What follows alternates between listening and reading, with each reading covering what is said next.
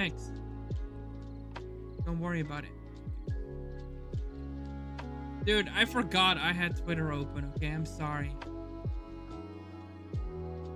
It's fine. It's fixed. That's always the... Hold on. Where's my fucking window capture? I have like 8 window captures. Okay, hold on.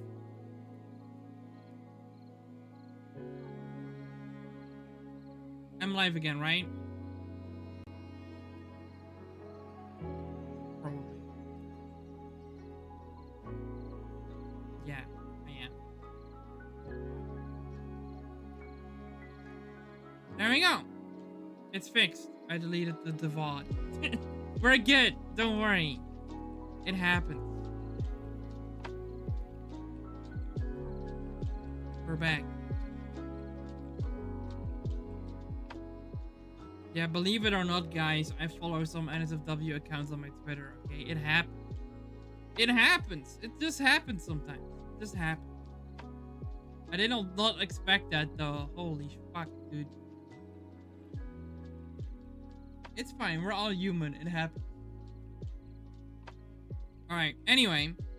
So, today, since I'm tired, I wanted to learn how to use RPG Maker XP and Pokemon Essentials to make a Pokemon fan game, because it's always something I wanted to try.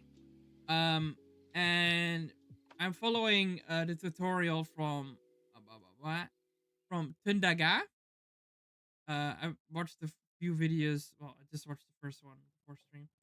So I'm just kind of following along and kind of, see what he's doing and learn from what he does. So yeah, that's the plan. That's the plan. I'm back live again, right, chat? Everyone is all quiet now. Chat.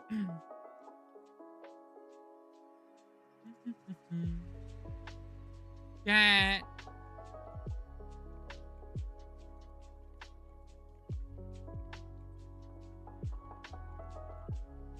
Refresh. Also, I'm gonna move my chat over in this scene. This is probably a bit. And also, Rain kind of inspired me to do stuff like this with like different layout. So we're gonna see how it is. Let me know if like I need to make certain screens bigger and stuff.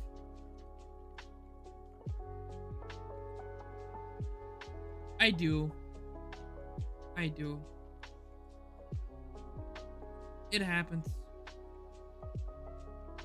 And that's okay. I'm only a simple human.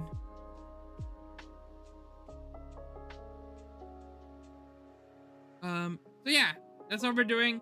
We're just following this guy's tutorials, seeing like how he does things. But first of all, what I wanted to do, because that's what he did, he made like a small example map. This is how, like, this is just an example of how you can connect maps. So I'm gonna make a quick example map. So yeah, I had a map already. I forgot where I went. Did I even save it? No, it's fine. We can make a new one.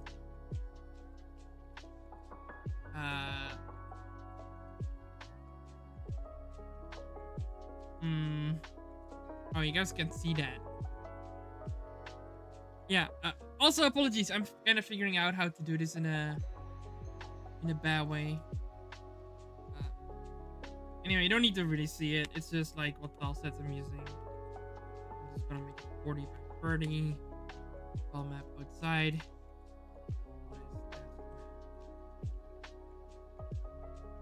we go. We have test map. Oh, I had test down. There we go. That's the one I was doing. Okay, never mind. We can delete that. Also, sorry if you hear that. Family's drilling holes downstairs because my brother got a new TV and he's mounting it to his wall.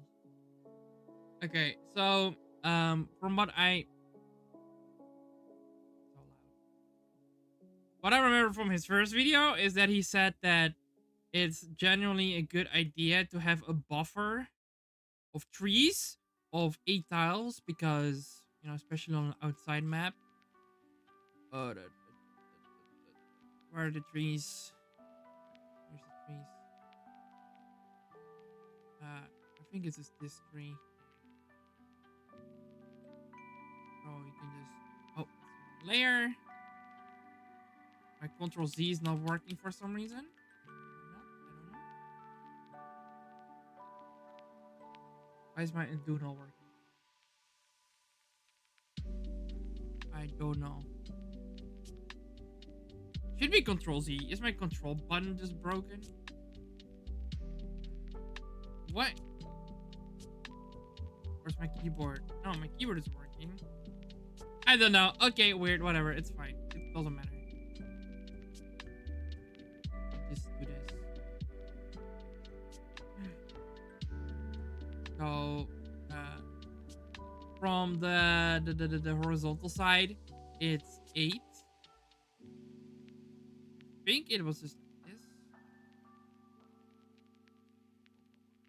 So, it's 2, 4, 6. And here it was 6. So 2, 6. Bye. Bye.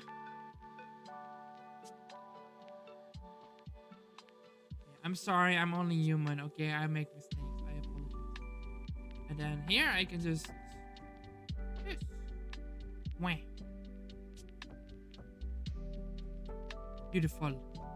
Oh, if I can do it right. Dude, I hate that why is my Control Z not working? Pissing me off. My control button is broken for some reason. I don't get it. I don't understand. But hey, that's okay.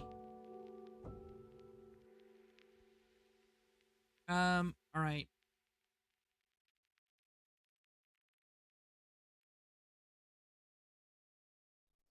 I'm also just tired, so I'm gonna make a lot of dumb mistakes. Lord.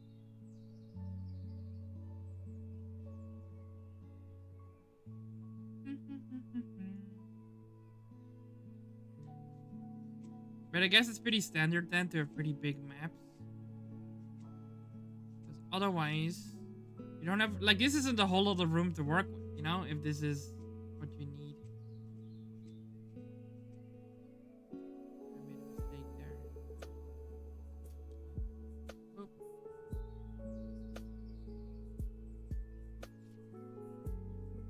Boop. Yeah, no, I don't know. Control Z doesn't work for some reason. It's okay, though. Okay, so now if I go here and modify this event, test down. I guess I'll just put it right there in the middle. Down, fine, apply. Okay. Also, what I'm probably easier actually is just if I just do test. Yeah, you know what? Fuck it. That's probably easier because then you guys can see all of the windows I'm opening. Okay, then I can press play. Save changes to Pokemon Rezo Edition. Yes, sir. Now we should spawn here. Yeah.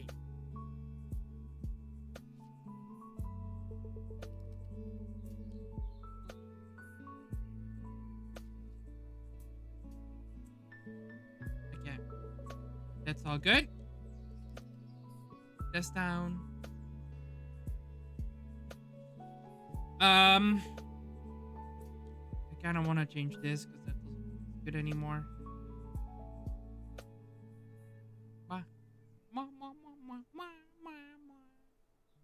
I can make like a little house or something. That could be cute. That could be kind of nice. But house. Here? Actually. Dude, I can't control Z. I don't know. Why is it so annoying? Oh my lord. No, no, no, no, no. Hold on. Screwing it up. Why? Why? Why? Oh, I'm destroying the trees. That's what I'm doing. It's not... Oh yeah, my right click in general is fucking broken, by the way. I need a new mouse. I should order a new mouse. There. That's what I need to do because my right click is not working. Oh, whoops. Whoops. Then I can put this on this link. Yeah.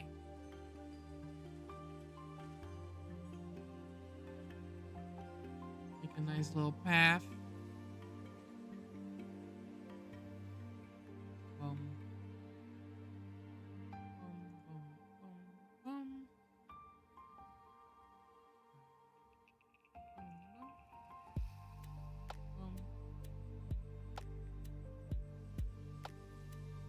Boom. Which one do I need here? Yeah.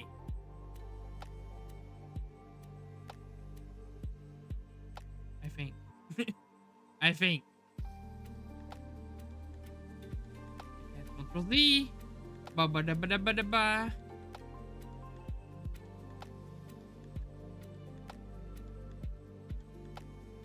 That one. That one. That one. That one. What one is it then? I thought it was that one.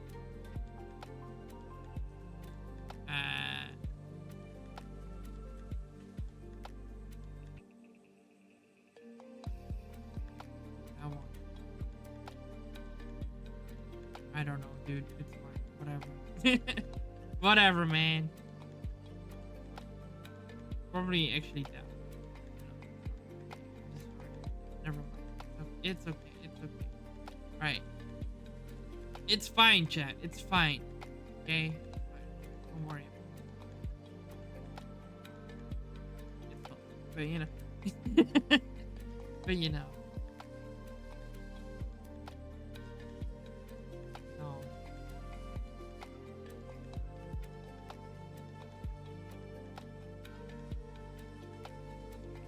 Dude, it's pissing me off. Which one do I need? It's that one, but the reverse, which I would assume is that one, but it's not. Is it one of these? It is definitely one of these. There we go. I fixed it. Yes, I figured it out, boys. Let's go. Victory. Victory. Yes. Do that.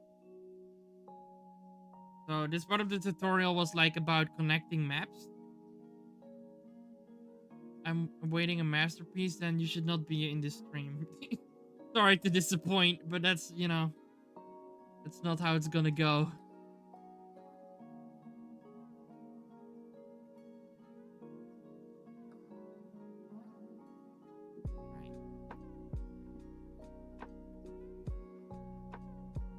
If I've set everything up correctly, you should be able to hear this. Let's get past that and let's start making a pathway out of our map so that way we can get the way of our pathway. So what we can do is right click and drag some empty space here and then begin left clicking and bada boom, look at that. We have our little path out of the map. Since we'll be walking to our Route 1 map by going to the right, we could always reduce our buffer a bit on the right edge, as long as Route 1 and Test Town together have no empty space. Because in theory, Route 1 will be here along the right edge of our map, we won't be able to see out of the world because Route 1 will just be there. To reduce the buffer on our right edge, we could just trim all these tiles.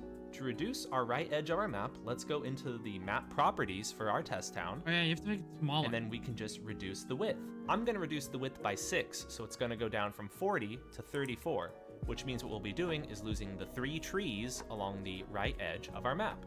What we can do is set that value to 34 and then just hit OK. And there we go. Yeah, I guess I should do that too. So, Map properties, 36. Boom. Right? Yeah. As an important note, reducing the width or height will always trim from the right and bottom of the map respectively. So if you ever want to reduce from the left or top edges, make sure to shift the map left or up so that way the part that you want to cut out has been overrun to the opposite end of the map, and then reduce the width or height by the corresponding amount. Now, let's make our Route 1 map. Do note that whenever you make a new map, it'll be placed underneath the map that you had selected in the map browser at that time. As you can see, I had Route 3 selected when I made Test Town, and closed the group together. It's a very first route. What we can do in Essentials, all with outside, what we can do is make sure our Test Town is selected, and then right click and select New Map. Alright. Okay, so I have to drag this out. Yes, and then boom, new map, boom. This would be Route 1. For now, I'm just following along with this just to learn, you know, what I'm doing. And then once I know, oh, I kind of just clicked through that. Right, yeah, now we let's can name start our making map our own Route shit. 1. And then for the tile set, let's go with outside still, because we want it to be also an outside map. And then for our size, let's just go something like 30 by 30. I think that's a decent size for our first route. Now, what we gotta do is we also want to choose some really cool Route 1 music, and thankfully, I believe Pokemon Essentials already comes with a couple route options. Here we go. Let's listen to Route 1. I'm certain that this song is gonna friggin' slap. Ooh. Oh yeah. See, now that's a very good song for our first route. What we can do is we can adjust the volume a little bit. I like to bring the volume down to 80 sometimes. We can also adjust the pitch. If you want to listen to some very cursed Route 1 music, you can lower it down to 50% pitch, and let's see how that sounds. Hold on, I'll turn this off. That's actually not that bad. I'm gonna take it back up to pitch 100 though. But pitch 50 didn't sound that bad. All right, now let's hit OK and bye. Okay. Birdie, boom, boom, boom. Boom, boom. I'll just do Route 1 as well. Route 1. Why is this Route 1? What is this? Okay, they're the exact same.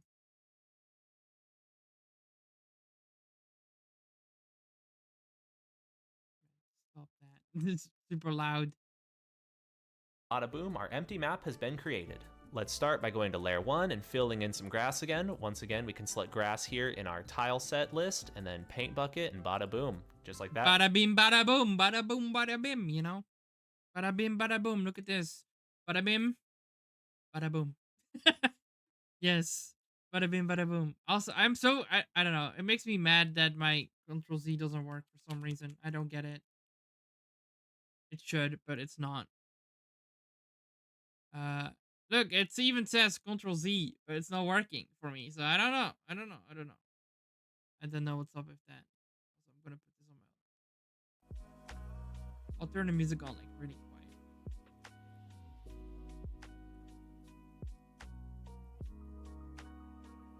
We've got layer 1 complete. Since we want this map connection to look good though, let's make sure that the pathway from Test Town lines up well with the pathway that we're going to be adding to Route 1, as well as make sure that the trees kind of line up.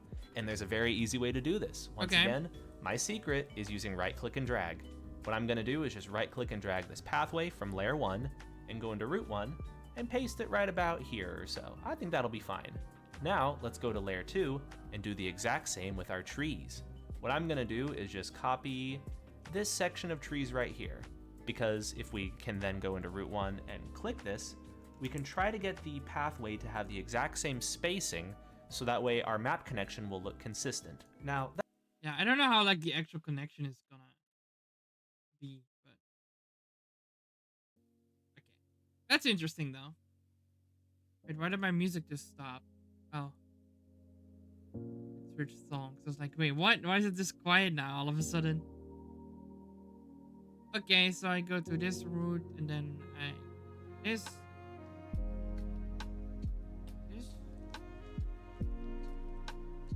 So here's the issue. My right click is weird. So I think that's okay.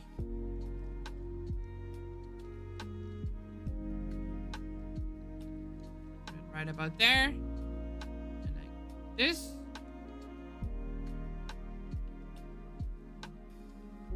these. That's not correct. That's not correct. Not correct. Boom. Yeah. That's not. Yeah. That process works and all, but what if I told you that there was an even easier way to copy these tiles over? Real quick, what I'll do to make a point is I'll delete the trees and pathway that we just set up here in favor of showing you how to use the select tool. When we use right click and drag, we can only select one layer at a time, but by using the select tool, we can select tiles from all 3 layers at the same time. Oh, that's To begin using the select tool, navigate up here to the top bar and click on the select tool icon right here to the right of the paint bucket tool. Now let's head over to Test Town and start selecting some tiles here. Since we're currently viewing layer 1 here, let's press F4 so we can see all the tiles on our map. Then, with our select tool, we can left click and drag the tiles that we want to select. From here with our selection, we can left click and drag again to move the selection around, or we could just press delete to straight up delete those 15. tiles. As you can see, it deleted those tiles from all Oh, now the chat doesn't really make sense for it to be there, I realize. Let's go there. 3 layers. I kind of liked those tiles though, and I want them back. So what I'm going to do is I'm just going to press Ctrl Z to undo Control Z doesn't work for me for that. some reason. Another thing we can do with our select tool though is we can left click and drag the selection here along the map edge, and we can press Ctrl C to copy that selection. Then what we can do is we can navigate back to Route 1, click anywhere on the map, and then press Ctrl V to paste that selection. And wouldn't you know, it selected those tiles from multiple layers. Then what we can do is we can just move it along the left edge here, and then bada boom. Bada bing, bada boom. Alright, let me do that too. What? What? So these ones. Bada bing. See. Bada boom. Yeah, okay, so my control key is just broken apparently. It seems.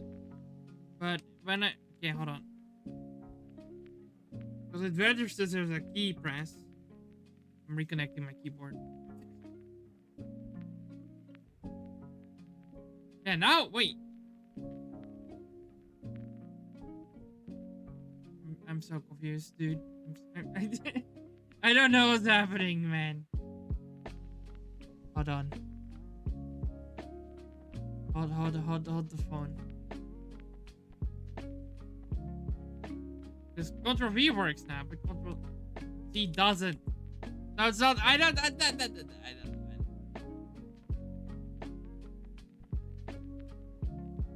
It's not even lined up correctly as well.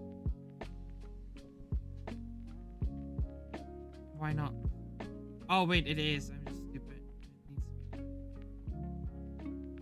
be. Yeah.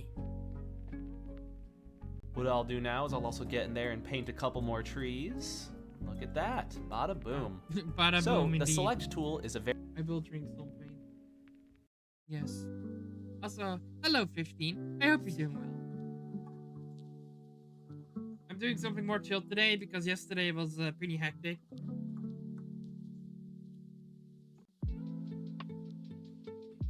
I don't think a lot of people were... I mean, some people were from my community around in Rainstream, but...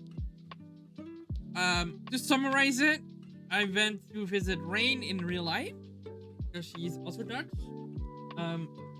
We did a lot of stuff together. I have my hair dyed now. I wore a maid dress. We did the Pokemon Smash or Pass yesterday. And yeah, it was pretty hectic. And we streamed for like 9 hours. So it was pretty busy. But that's okay. very useful tool that I would recommend that you get the hang of using because it allows you to copy tiles from multiple layers at the same time. And this is very useful for more complex maps that have tiles on all 3 layers. Now what I'm gonna do real quick is I'm also gonna fill out some more trees on our first route here. Look at that. Don't you just love right click and drag? Look at that. It makes it so easy to just add a bunch of trees. I would love it if my right click worked properly. You could say it's treesy. Hey! Alright. I hate him for that. I hate him for that. It's crazy. It's super crazy. Great.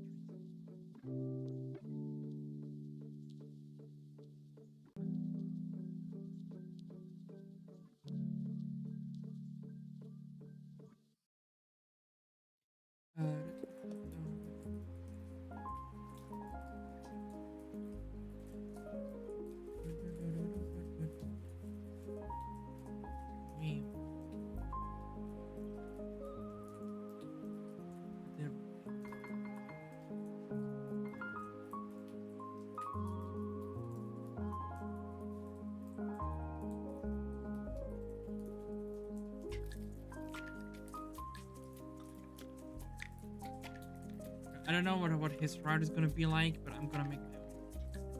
Oh fuck.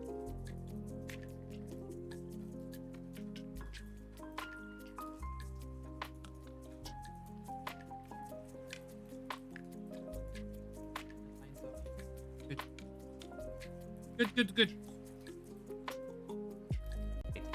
Bad jokes aside, let's go in really quick and let's also add some bushes to our first route. These won't have any wild Pokemon in them just yet, because there's still some additional setup that we gotta do. But for now, I think that's looking pretty good for our first route. Our first route has a lot of grass, as you can see. Alright, I think this is enough for us to get started with a map connection. Really quick, I'm gonna fill in the dirt pathway here as well. So this is what I'm actually curious about, like what this is gonna look like. Whoops.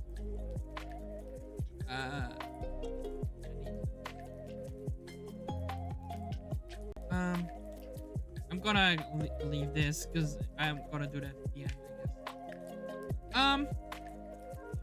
Yeah, I'm gonna add some grass too then. Yes. Maybe I can do some cool patterns with the trees too, because he did some cool things with the trees. It was like doing waves or some shit.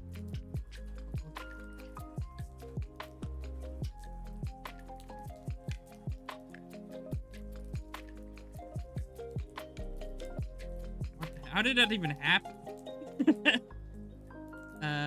So like that doesn't align.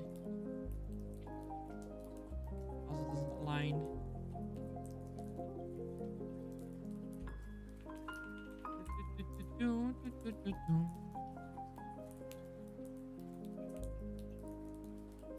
Let's make this path a little bit longer.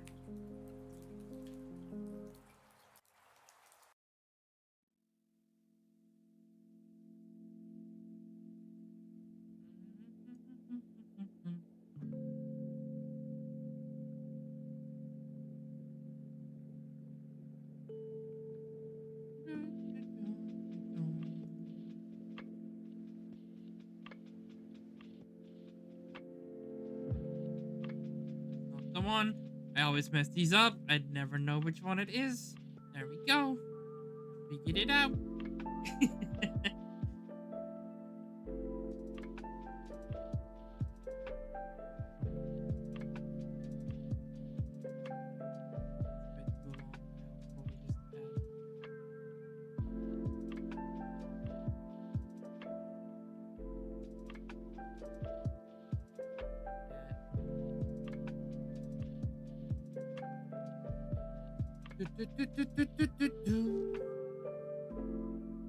Sorry, I'm so slow at this stuff. You know, I'm learning.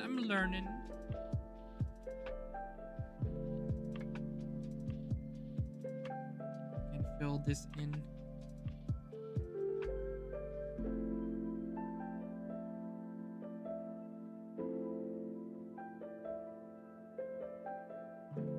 Ah.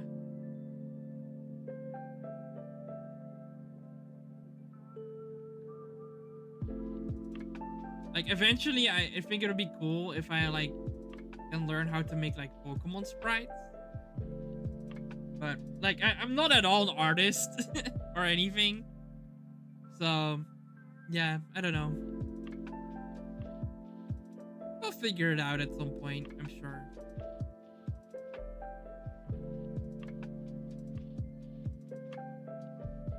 It seems like a cozy little route. There.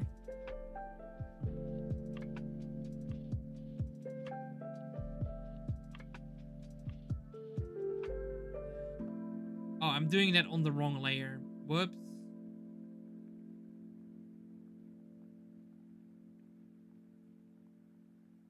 Yeah, I definitely did it on the wrong layer. Need to be on this one.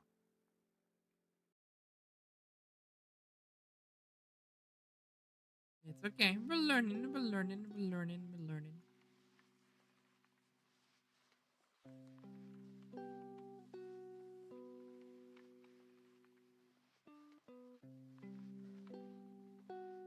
Yeah.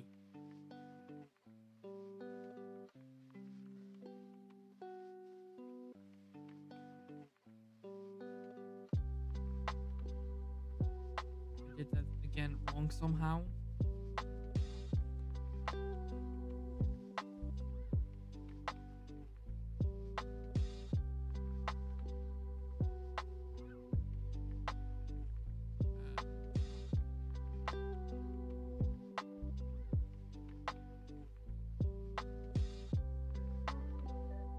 Yeah. Then I'm gonna put some small patches of grass in here. Maybe along here. Oh, whoops. That mode. Um,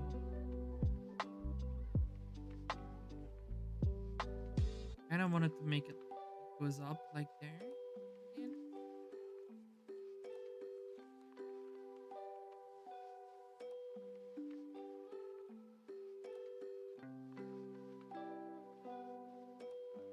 the right one. That's not the right one. That's the right one.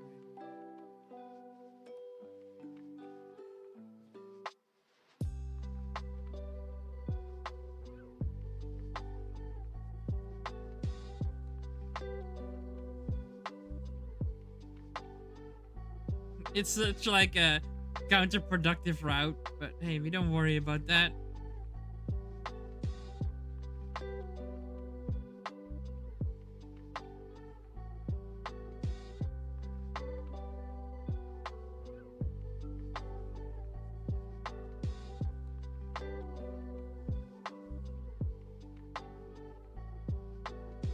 never know which one it is.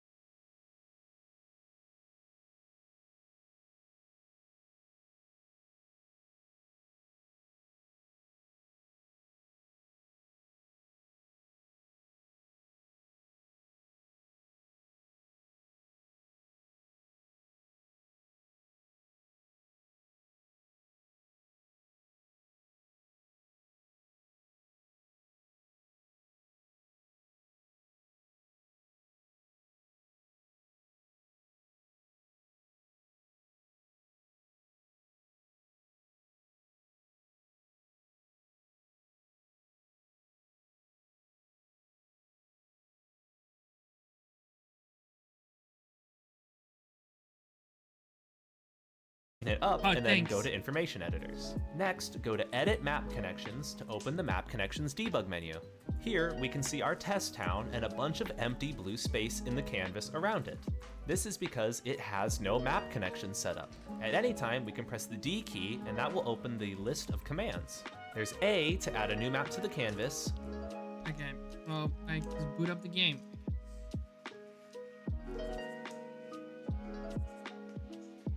Alright. That audio, because it's super loud.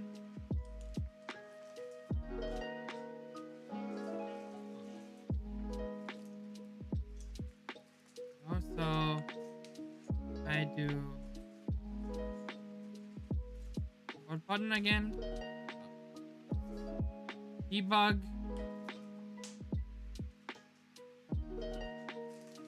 I already forgot.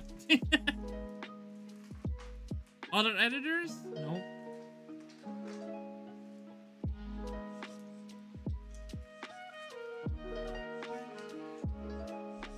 Wait, did it get changed? Hold on. Bottom of the list. So we can hit up and then go to information editors. Information editor. I don't see that.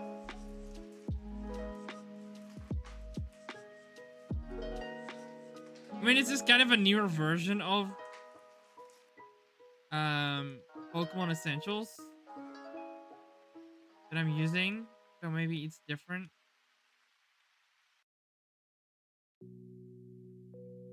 Guessing it's map connections. Yeah, okay, that's weird. So I do that.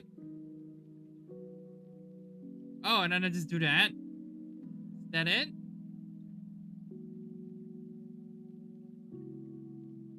Okay, let's see.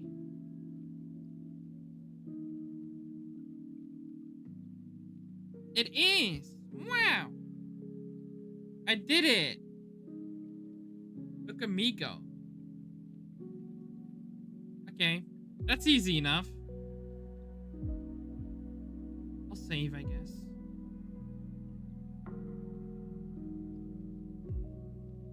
Yeah, and then there's this. But okay, that's easy.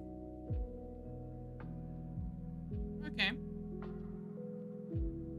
So does it show me the route as well on the top left? I didn't pay attention to that.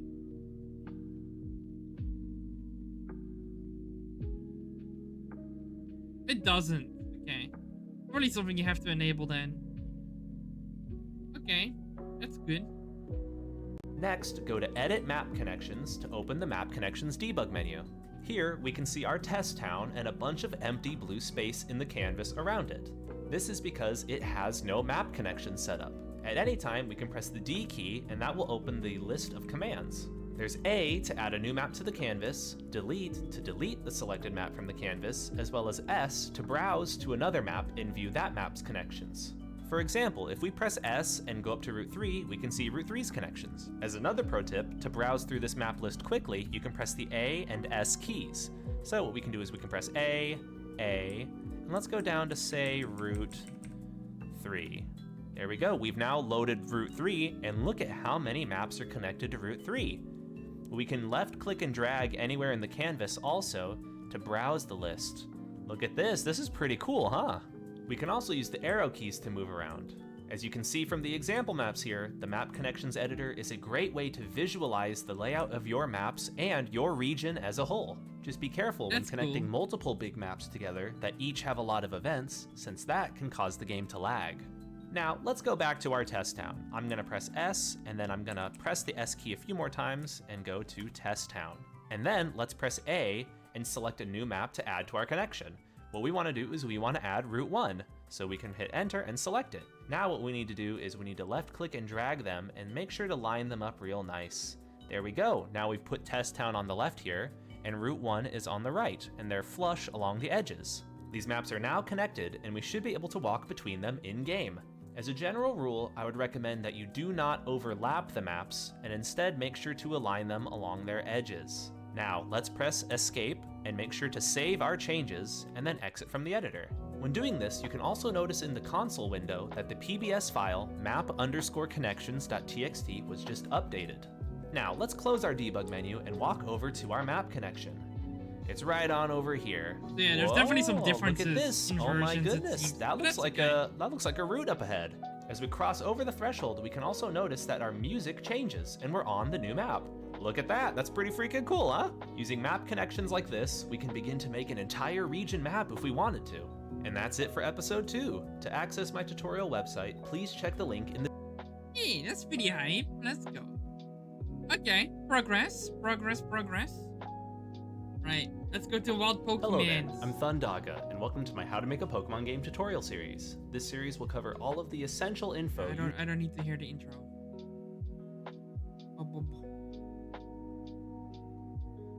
Why is it not working now? Hello? Oh god, what the fuck?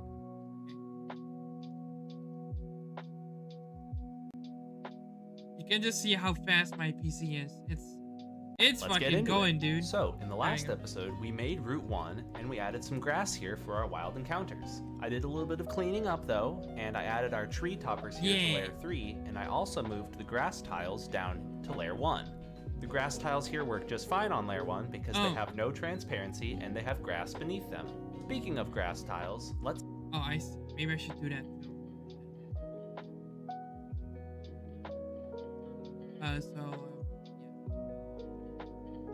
Oh, fuck. I just deleted half of a tree. There you go.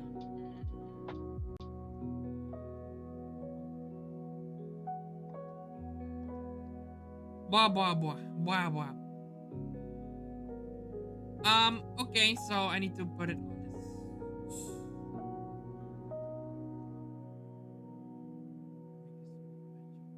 Yeah.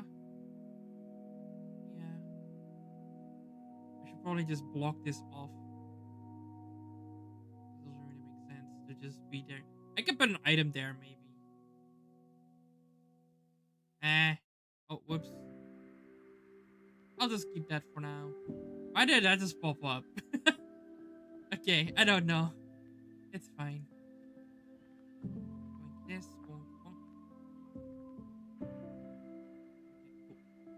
Now I'm all cleaned up. Set it up so that way wild Pokemon will appear on these grass tiles as we walk through them. What makes these grass tiles special is that they have a terrain tag ID set for them, so they're specifically treated as tall grass for the purpose of wild encounters. I'll keep this brief since this is a complicated topic that deserves its own tutorial episode, but if you click on the database button here along the top bar, and then select the tile sets tab, you can start seeing information for all of the tiles across the different tile sets. Our grass tile is near the top here, and if we select the terrain tag button here along the right, we can see the terrain tags of each tile.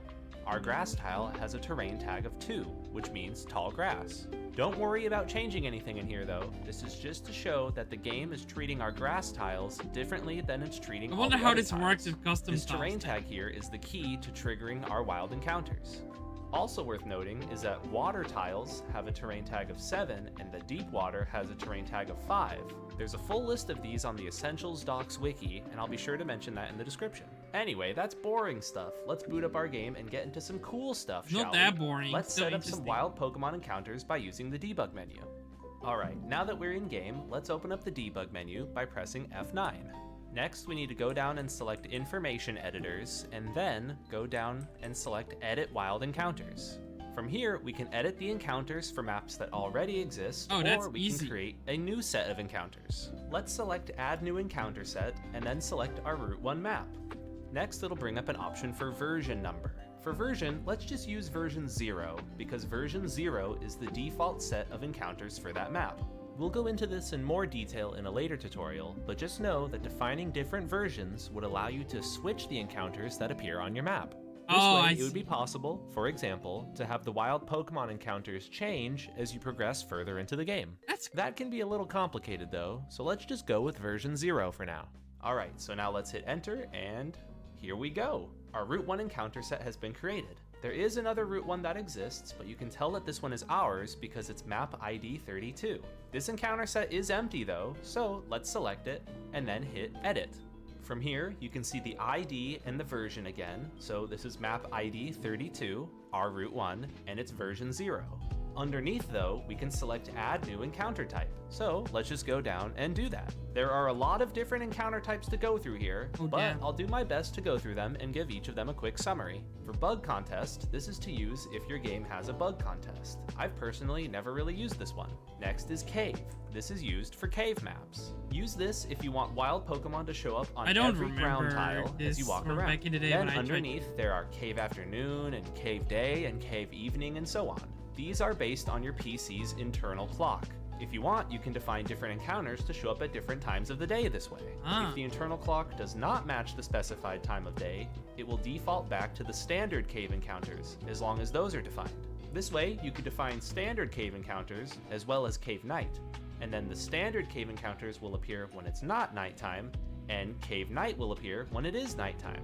This way, you don't have to specify encounters for every single time window if you don't want to. Next is Good Rod. Good Rod, as well as Old Rod and Super Rod, are the encounters that'll show up when you're fishing using that fishing rod. Next is Headbutt High and Headbutt Low. When headbutting a tree, these are the encounters that can appear. Headbutt High has a higher chance of appearing, and Headbutt Low is the lower chance of appearing. To be honest, I've never really used these. And next is Land. This is the standard encounter type that we'll be using on our Route 1. This is for wild encounters in our tall grass. Just like Cave, it also has different time of day settings. Next is Rock Smash. These are Pokemon that can appear when you smash a rock with Rock Smash. Pretty self-explanatory, right? And after that is Water. These are wild encounters that can appear when you're surfing on water. These also have time of day options if you want to use those.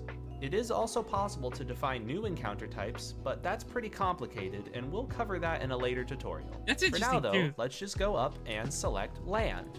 From here, we can set the step chance, change the encounter type, or select add new slot to add wild Pokemon encounters to our map. The step chance is the percentage chance that a wild Pokemon will appear when you take a step in the grass.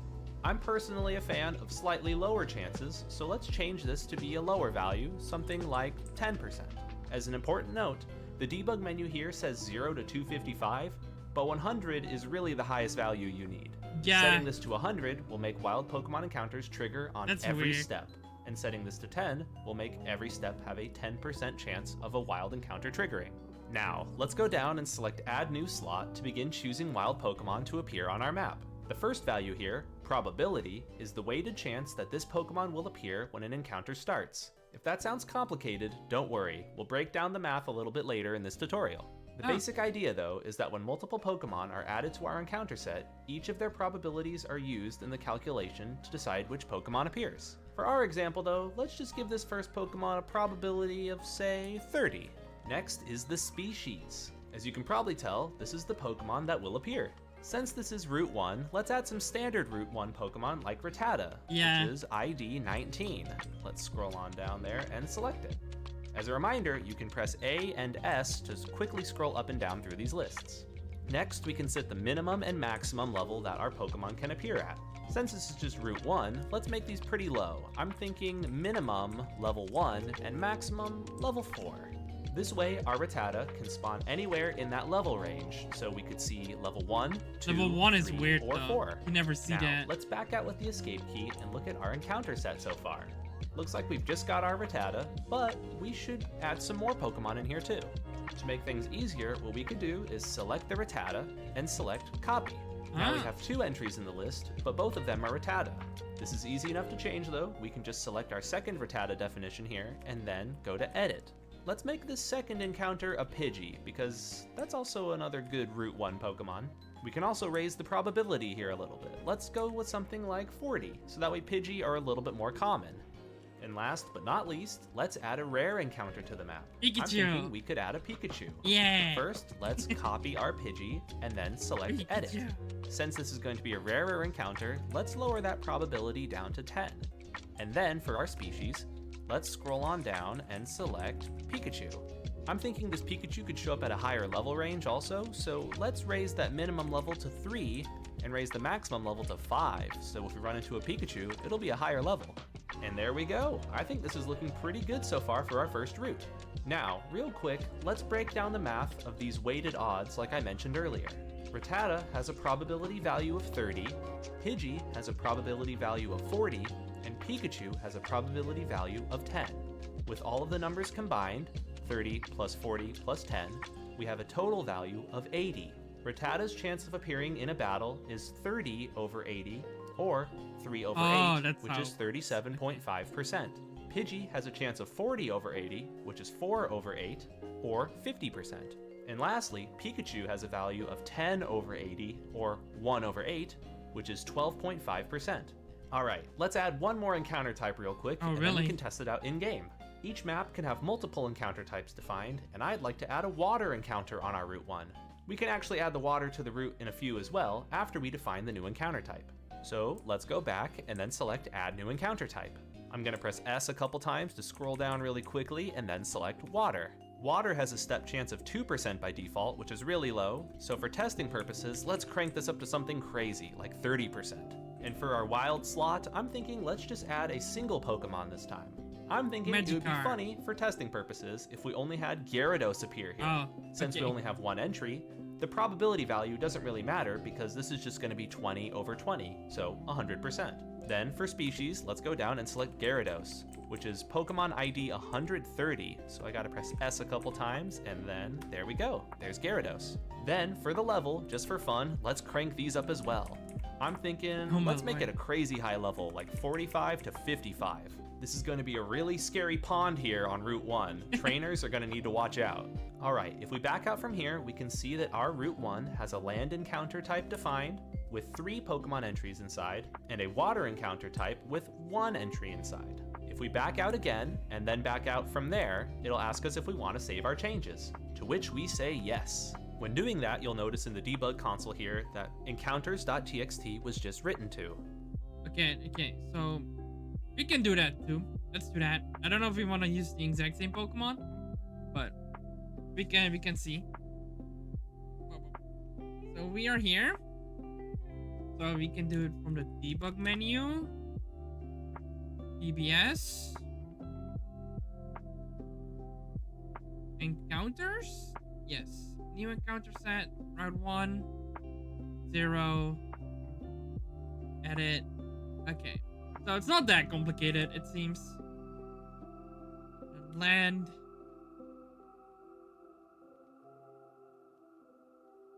Make this 10. I actually don't know how far this goes. I think it's up to Gen 8.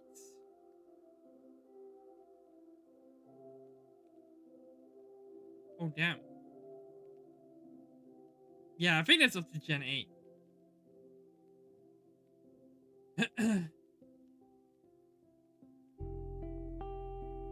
Yeah, I'll put a Rattata in there though, because I think that's pretty standard for Route 1, you know. Let me make this bigger. I'll do a level 2, 4.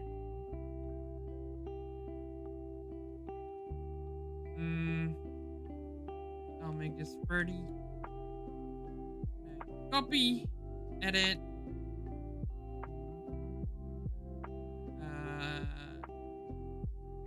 Let's add like a Sandshred or something.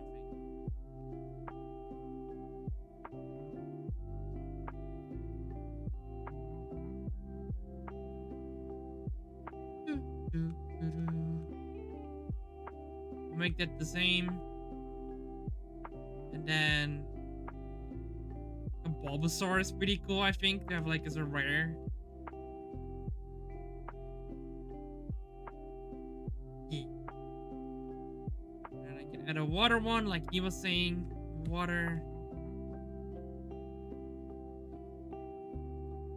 15. I'm just gonna add like a Magikarp. I'm not gonna be crazy like him. Or even is Magikarp in the decks? I don't even know. Probably early on. I probably went by it.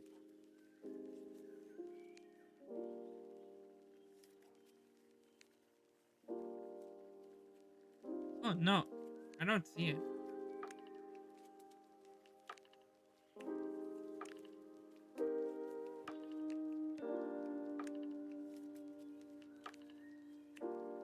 Damn, I never knew he was that late in the decks.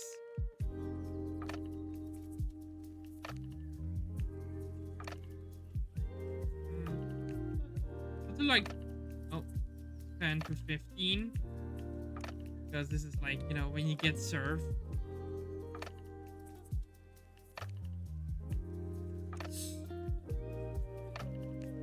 Okay, so we did it.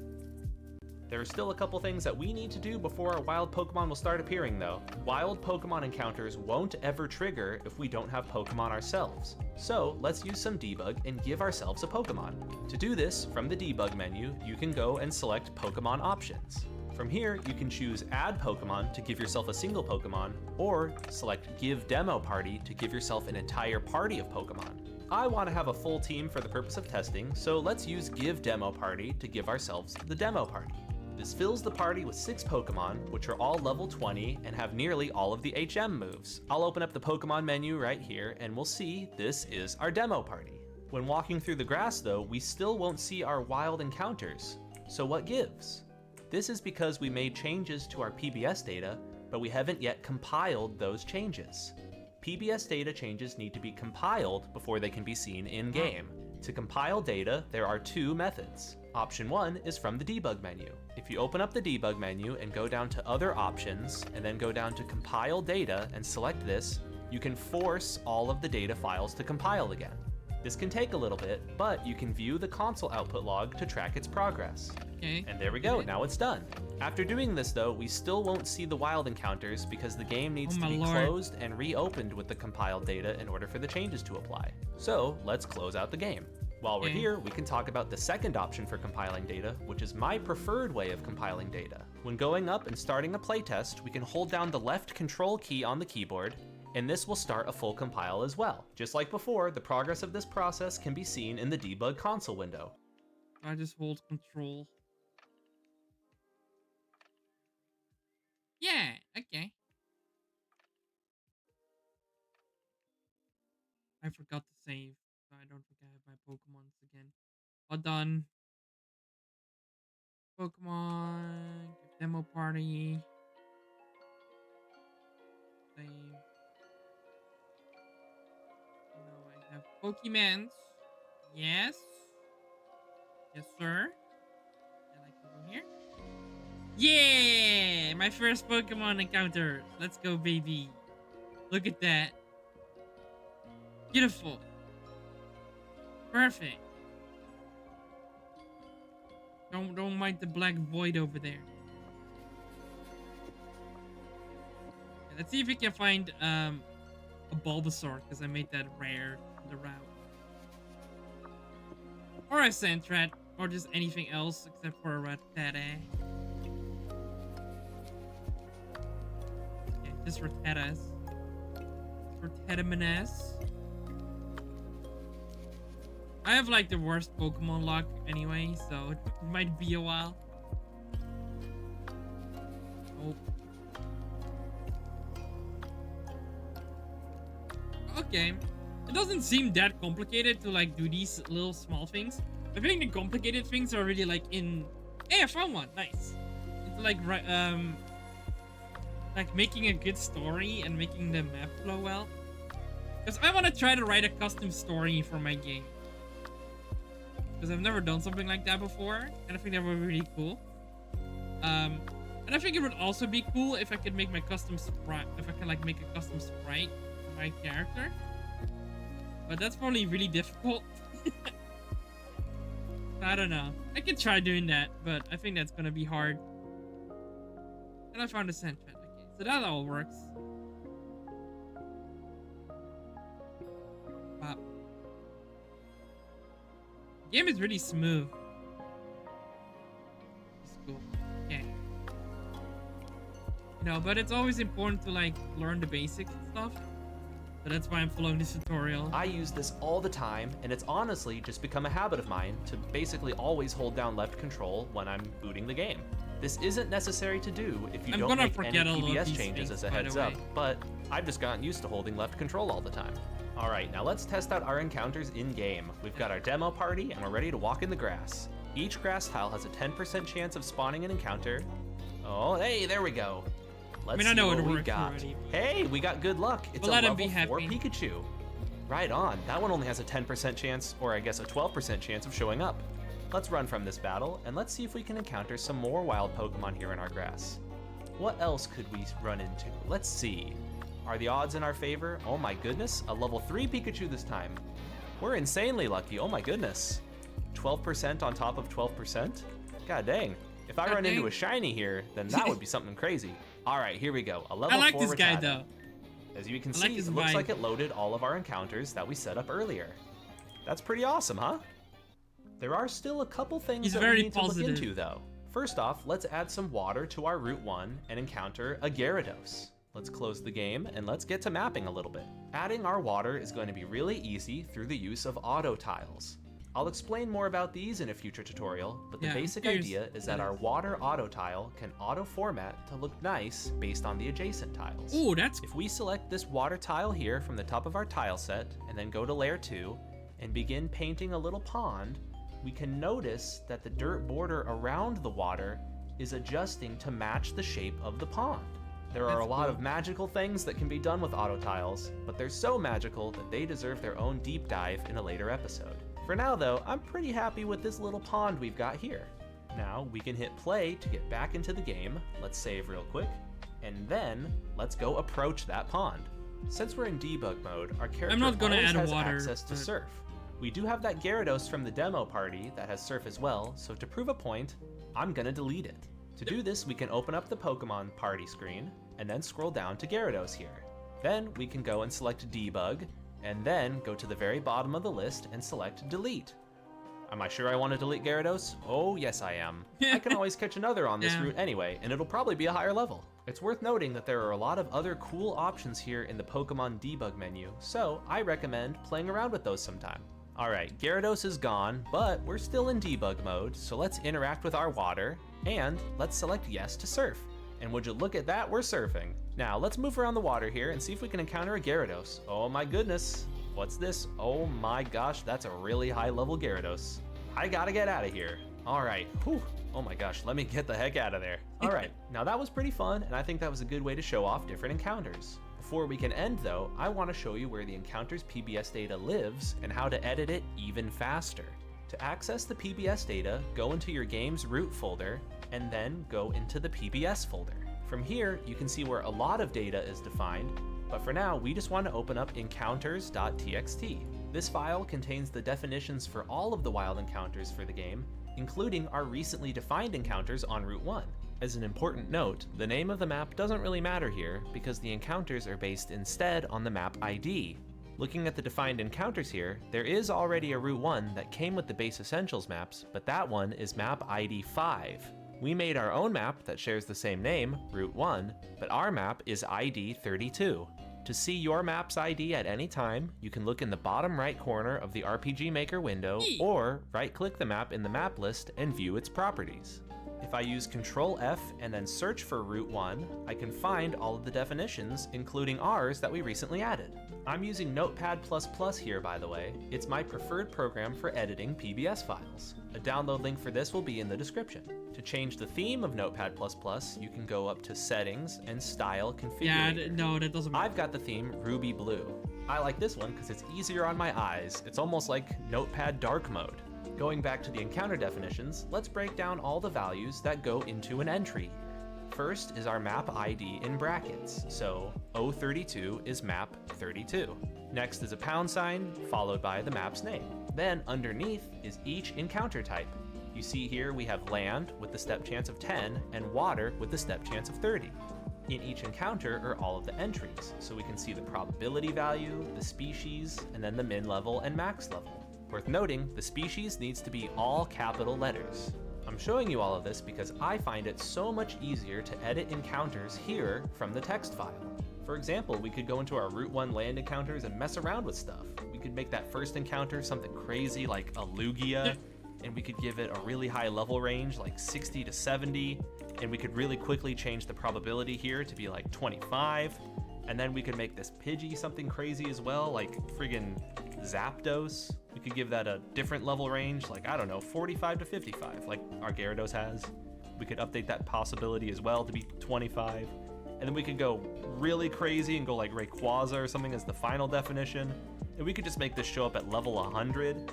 worth noting is if you don't have a min level and max level defined, if you just have one value here, the Pokemon will always appear at that level. So we've got a level 100 Rayquaza here on our first route. We could lower that to, or I guess increase the possibility of that to 25 as well. And that is so much faster, I found, than going through the debug menu. I'm just a fan of editing it all through text here. Now, let's test these changes out. Since we made these changes directly through the text file, we need to make sure that we compile them. And to compile them, hey, we talked about that a little bit ago, let's press playtest and then hold left control on the keyboard. And look at that, it's starting a full compile there in the console output. So pretty soon, we'll be able to test out all of those changes in-game. Using this method, we can make so many quick edits to our encounters and test them out so fast. I love how fast the turnaround here is. It's really awesome.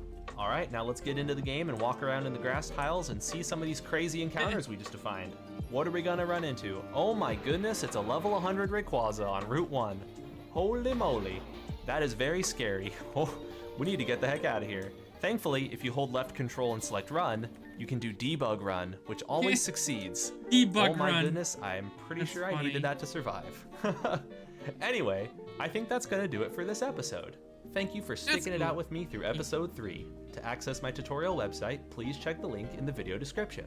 As a reminder, this tutorial is for Pokemon Essentials V20, so if a newer version is released in the future, such as V21, it is possible that the layout or names of some debugs or files will be changed. In general though, this series should get you where you need to go when it comes to making your own Pokemon fan game. Thank you so much for watching. I'm actually really enjoying Hello myself. I know maybe people aren't as interested in this. Series. That's okay. This series will cover all of the essential info I just that really you like need to make learn. a Pokemon game in RPG Maker and Pokemon Essentials. In this episode, we'll discuss the basics of how to make I was lagging again. events. First, we'll look at the event window and go over all of the different fields that can be set up for your event, such I'm as having a conditions good time. and triggers. I kind of feel like I'm a Next, we'll make reaction super VTuber basic right now, but event with you a know, stationary character it's okay. that talks to us when we interact with them. And then finally, after that, we'll make a more complicated event where we have a switch that makes another event disappear and reappear. With all that said, let's get into it. So, events are very important and they're used for a ton of different things in your game, such as NPCs and trainers, as well as doors and signs and items and Pokemon, and so much more. In fact, a lot of tutorials after this one will also likely be focused on using specific types of events and their corresponding event commands. The base Essentials maps contain a lot of great example events that we'll use as references for many tutorials in the future, so if you want to jump ahead and do some of your own homework, I'd recommend looking at all of the events that have already been made in all of the base Essentials maps. Thankfully, the events themselves usually aren't too complicated to pick apart and read once you start getting comfortable with them. And the first step to getting comfortable with them is to start making some simple events ourselves. So let's start making one now. To begin making an event, select the Events layer, which is the blue cube icon here to the right of our 3 layer icons along the top bar. Once you have the event layer selected, you can right-click anywhere pretty and familiar select with New this Event. because I did Additionally, some RPG you can Maker click stuff. anywhere and then just hit the Enter key on your keyboard, and this will open good the refresher. event window. The event window has multiple sections, and they may appear intimidating at first, but don't worry, we'll break them all down individually right now, starting with the event ID and the event name. In the top left of the event window is the event ID. Every event on the map has its own unique ID number starting at 1. When another new event is created, it will then take the next ID number, so 2 and 3 and so on. It's important to know about event IDs for some of the more complicated eventing topics that we'll cover in future tutorials, but for now, all you need to know is that each and every event has their own unique ID number. Underneath the event ID is the event's name. It's a good idea to give each event a brief name that describes what they are for organizational purposes. If you don't name them, it can get really hard later when you work on maps with a lot of events. The event's name is not something that players can see in-game. This is just for helping you, the developer, with organization. For this event, I want to make it a basic guy that we talk to, so let's just name it Guy. Worth noting is that some events can also have different values set in the name, but this is a more complicated topic that we'll discuss in a future episode. Next is the event conditions. The event conditions control whether or not our event appears. If all of the conditions set in this field are true, then the event will appear. But if any one of them are false, then the event will not appear. Right now, since no conditions are set in our event will always appear. This is because there's nothing to check, so it's technically always true. You can check multiple switches, or you could check to see if a variable is above a value, or you could check a self switch. If any of this is confusing, don't worry, we'll discuss this more when we set up our advanced event later in the tutorial. Next up is the event graphic. This can be set to give your event a sprite. It's not mandatory to set this, but if you want, you can set this to be a character, or a Pokémon, or a tile from the tile set. To give your event a graphic, just double-click in the square section here to open the graphic selector. From here, we can select none, or choose to select a tile from our map's current tile set, or we can even scroll further down in the list to select a character. Yeah. That made like a fart Making a noise. Pokemon game. Yes, I am gonna make a Pokemon game, probably. Right now, I'm just mainly learning how it works. But I do want to make one, because I think that'd be really cool.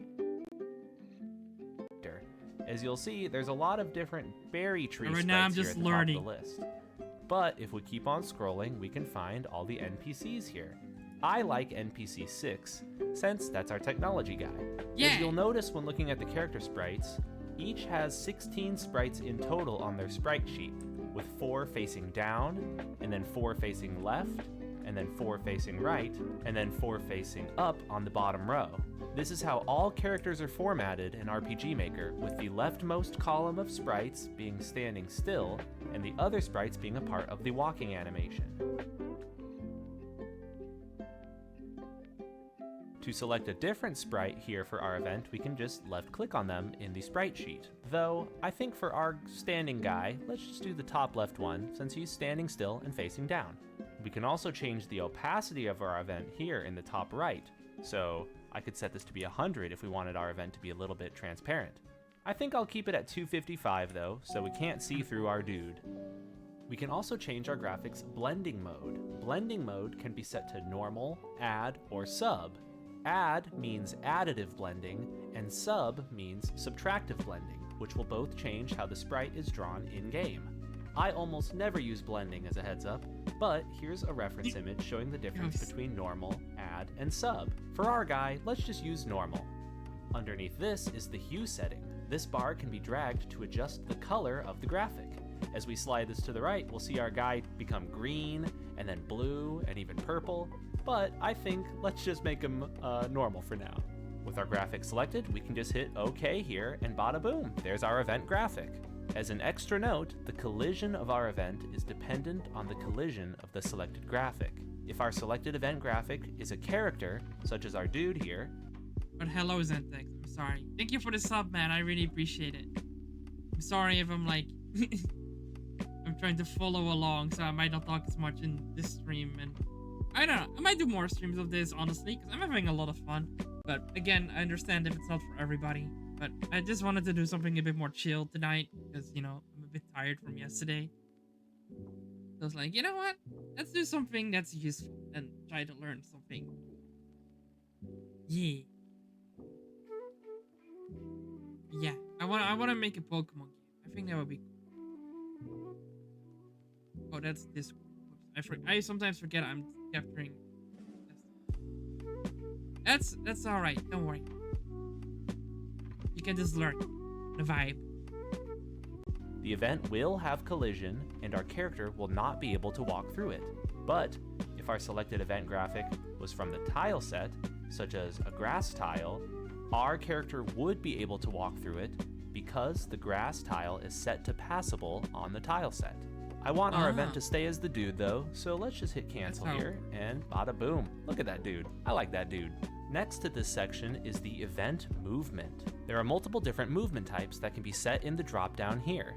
Fixed is just standing still, though as you'll see there are other options to choose from, such as random, approach, and custom. Random will make the event walk around randomly, though I recommend against using this, and I'll explain why later. Approach will make it so that way this event always moves towards the player. If you wanted somebody to chase the player, then this would be a pretty good one to use. Cool. And last but not least is custom. If you select custom, then the move route field here will become open, And then you can set a custom move route for your character. Oh, if you want to have an NPC on your map, I would recommend using custom instead of random. RPG Maker. Because if your map has cutscenes where characters are walking around, it's possible for NPC characters to walk in and bump into you and interrupt the cutscene. And that would look kind of bad. Thankfully, you can actually simulate random movement here by just selecting move down, move up, move right, move left, so on and so forth, as long as the character ends up right where they started. Right now, if our character moves down and then up and then right and then left, they're effectively moving nowhere, but they still have simulated movement. Let's not dive into this too deep right now though. Let's just make it so it's fixed and our character's standing still. Move routes can be kind of complicated, as you'll see by how many freaking buttons open up here. So let's discuss this in a later tutorial when we review all of the event commands, because there is a move route event command. Underneath the movement type are also options for speed and frequency. These are values between 1 and 6, and they're pretty self-explanatory. 1 being the slowest, 6 being the highest, and speed and frequency determine how much your event moves. If we set our event to 6 frequency, but 3 speed, he'll constantly be moving, but moving kind of slow. If we set it to 6 speed and 6 frequency, they'll constantly be moving, but moving really fast. If we set it to something like 6 speed and 2 frequency, they'll take steps every so often, and the steps they take will be super fast, but it'll look kind of jerky. In general, I recommend against using 6 speed. Try to keep your events around 3 speed or 4 speed, or maybe even 2 speed, because it looks a little bit more natural. And then for frequency, this one is up to you. If your event is a trainer who's running back and forth left and right, then I would recommend doing 6 frequency, 3 speed, and then doing something like custom, left, left, left, right, right, right, and then your event will just be moving back and forth, left and right, constantly, but at a kind of low speed. I think that'll look better. But yeah, once again, we're getting ahead of ourselves. Sorry, I love making events move around, so I'm big into the move route editor. Let's not worry about that right now, though. Let's just select fixed and make it so our event is standing still. Underneath this are the event options. The move animation option will make it so that way our event animates when they take a step. If we uncheck this, our event will not animate when they take steps. That's going to look kind of awkward though. If our character's walking around, I think they should animate when they take a step. Underneath this is stop animation. If this is enabled, our character will animate even when they're not moving, so they'll be kind of running in place. Sometimes this is very useful if you wanted to make a Pokemon that kind of looks like they're always bouncing up and down. Oh, that's good. But for a trainer, or sorry, for our NPC, our dude, I think it'll look a little bit awkward if he's just kind of running in place, so we can just turn off stop animation for now. Direction fix, when enabled, will make it so that way our event does not turn when moving in another direction. I've never even seen this stuff. Sometimes it's useful, cool but for I really like dude, the examples that you have. We don't want it. Next is through. What through does is it disables the events. Like, these videos are so good because he just describes like everything and just shows like an example of it, which is really, I mean, I know that's like what a lot of people do, but this guy is so clear in his explanation. I really like this guy. By the way, shout out to this guy. Go subscribe to him if you want to also learn how to make fan game. Tundaga. Go do it. I'm following his series, so how to make a Pokemon game. So go check that out. Because so far it's really helpful. Yeah. Collision. If we enable through, our character will now be able to walk through the dude. Sometimes that's very useful. I use through sometimes when setting up cutscenes where a character needs to walk to a certain location, and sometimes there's a chance that something will get in the way. So if you turn on through while they're walking, it makes it impossible for them to be blocked, which is pretty useful. I don't know how that would look for our dude, let's keep through off, so that way our character cannot walk through them. And last but not least here is the always on top option. This one's pretty self-explanatory. What this does is, when enabled, makes it so that way the event is always drawn on top of other tiles and events. This one's not used too frequently, but it is pretty useful if you want to make an event that's like standing on top of the trees or something, where normally trees are drawn on top of the player, depending on their tile set properties. But this way, this one will just always appear on top. Much like the others though, I'm going to want to disable this one, so that way all that we have right now is move animation. The next section is the event trigger. If the trigger is set to action button, then the event will run its event commands when we interact with it. If our event has collision, such as our dude here, then this means we need to stand on a tile next to our event and be facing it, and then press the action button. If our event doesn't have any collision, then this means we need to stand on top of it and then press the action button. The next trigger option, player touch, means that the event will activate if the player walks into it. Underneath this is event touch, which means that the event will activate if the event walks into the player or if the player walks into the event. This can be used for some more advanced triggering options as well, such as events that can see the player from other tiles away, but we'll cover that in a later tutorial. Next is auto run. Auto run means that the event will automatically trigger when the player enters the map. This one can be a bit dangerous to use because the event commands will continue to repeat and activate over and over again as long as the conditions are still true, and the player cannot move while these commands are running. So if you're not careful, auto-run events can sometimes effectively freeze your game.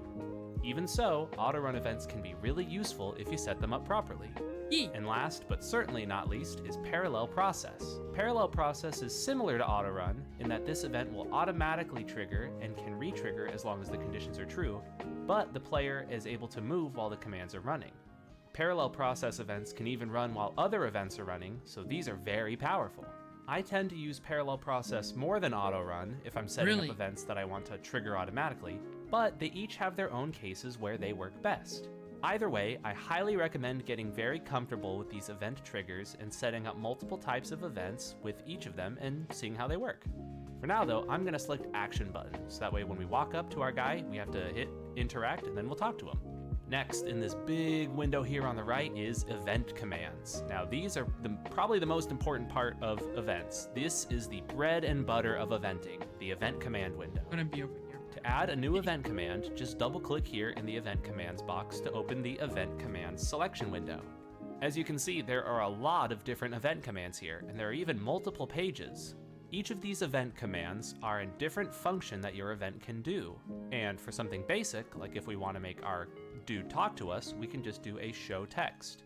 Now, this is a very long list, and we're not going to cover everything right now since we're just covering the event basics, but I will make a tutorial in the future where I break down each and every one of these options. Oh my lord. There are some that I use more than others, and there are some that honestly I've never even used. But one of the most common ones is show text. So let's just select show text. This brings up a text box here where we can enter a text that we'd want our character to say to us. So let's just make it say, "Yo, dude," and then hit OK. Now look at that, we have one event command in our event that says, "Yo, dude." So now, if we interact with this event, he'll say, "Yo, dude." Let's add some more text underneath.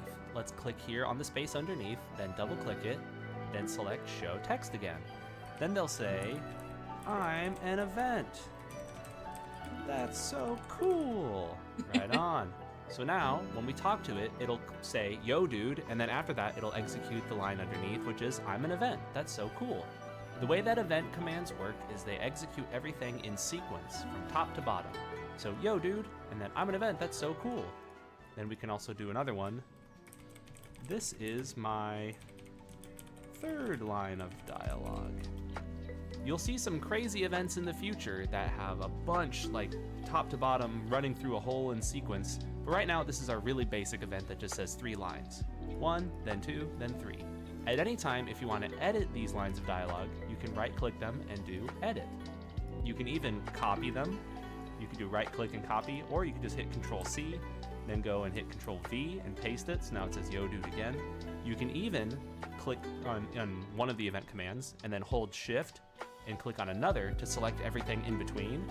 Then you can copy those and paste chunks.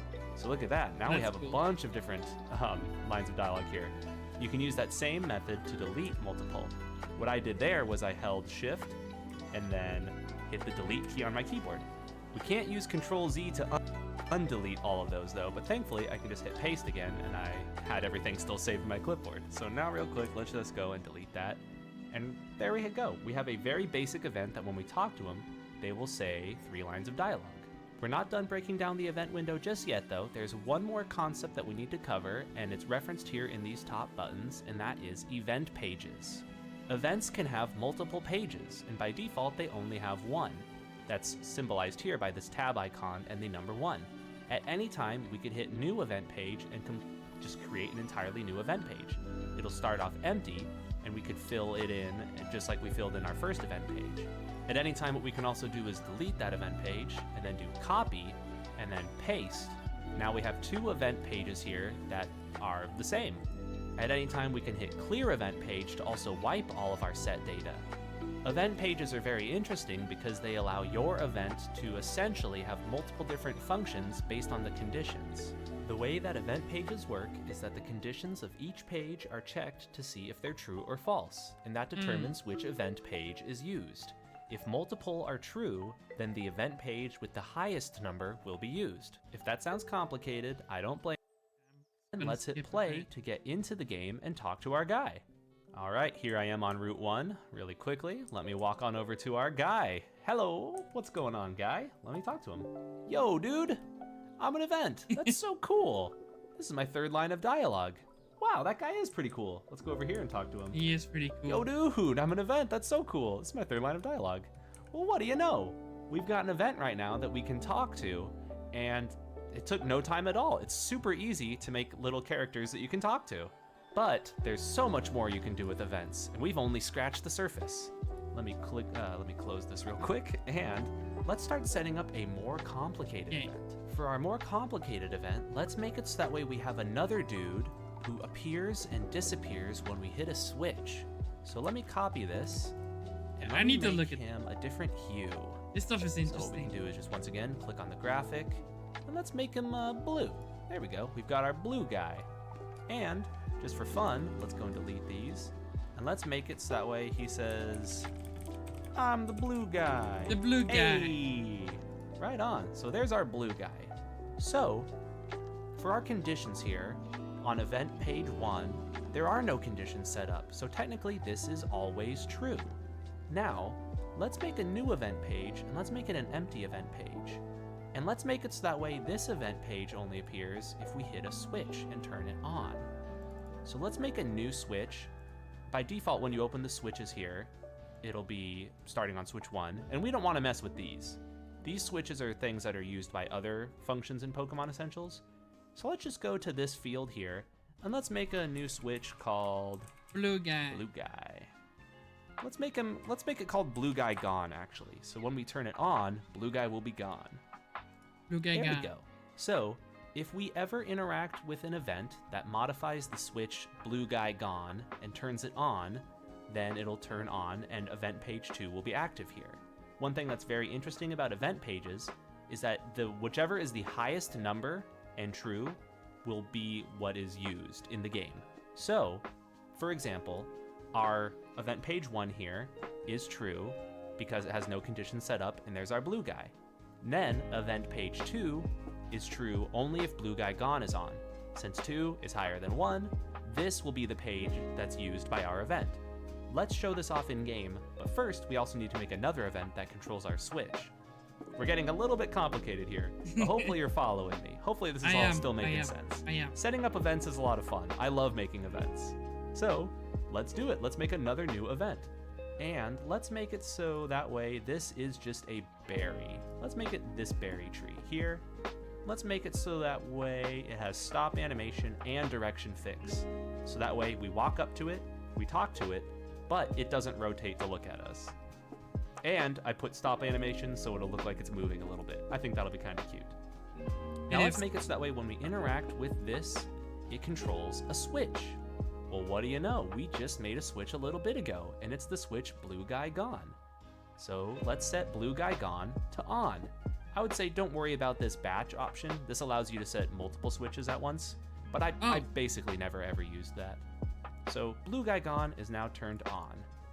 And let's make it say show text. Blue Guy is now gone. There we go.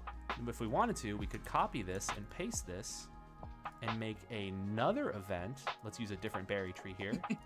And we can right click and edit this control switch and make it so Blue Guy Gone is off. And we'll make it say Blue Guy is back. Blue Guy has returned. Thank goodness. I love Blue Guy. All right. The new Here's our character, blue here's guy. our switches. Hell yeah. Let's test this in game now. I trust you, Famous this is gonna blue guy. work. It might look a little bit weird, but we've now set it up so that way we have an event that'll appear and disappear. So, by default, whenever a switch is created, it is set to off. So blue guy gone right now is off. So we can talk to our blue guy. I'm the blue guy. Hey! I'm the blue guy. So let's talk to our tree though. Blue guy is now gone. Well, what do you know? We just set it so that way blue he's guy gone. gone is now on. So our blue guy is gone.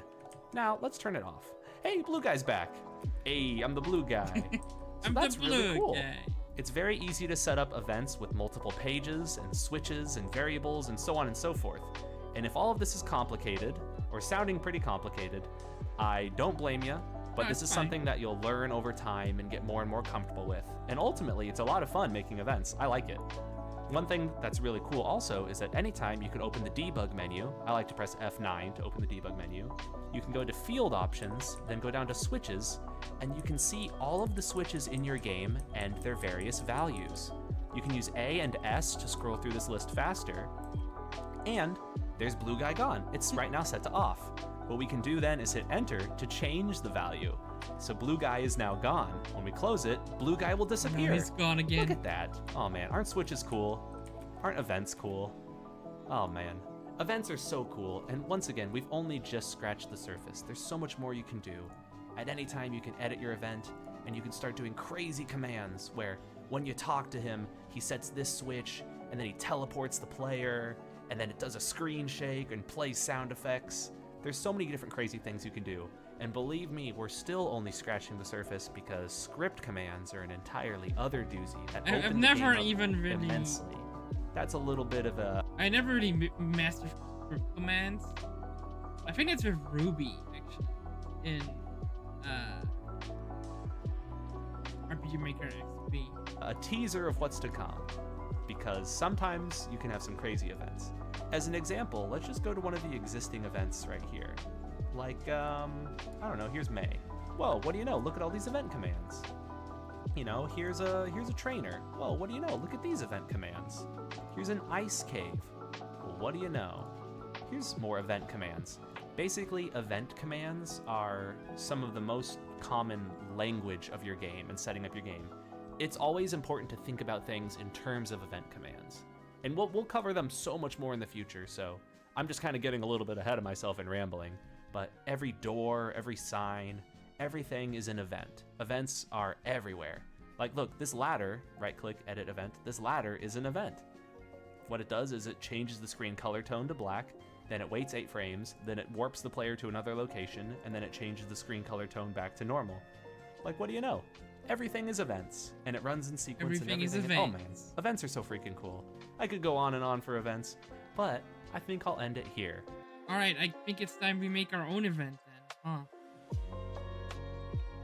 Let me close my game.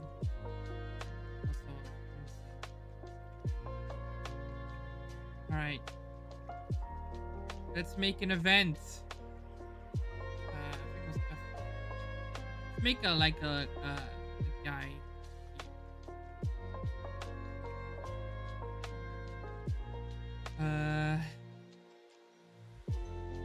What NPC do we want? Like there's this guy. This dead person.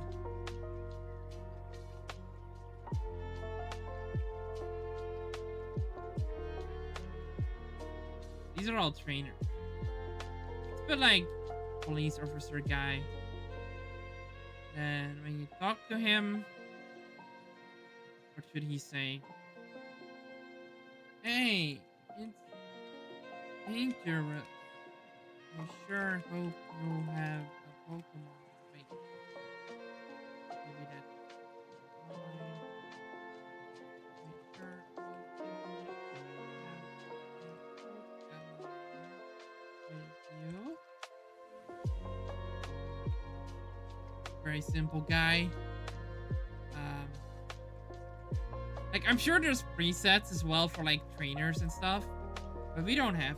I don't know yet how to do that. I'm sure you can just copy that from a different, like, route. But, you know, just some guys.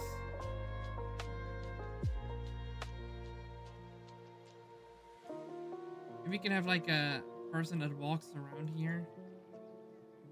Let's try that.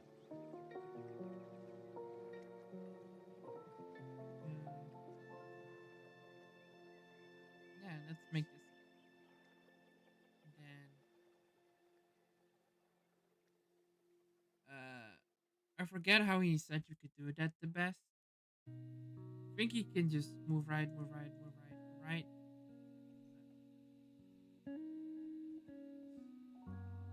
If I talk to him, uh, I'm walking here. It's gonna be his line. I'm walking here. There you go. Boom, boom. Let's try that out.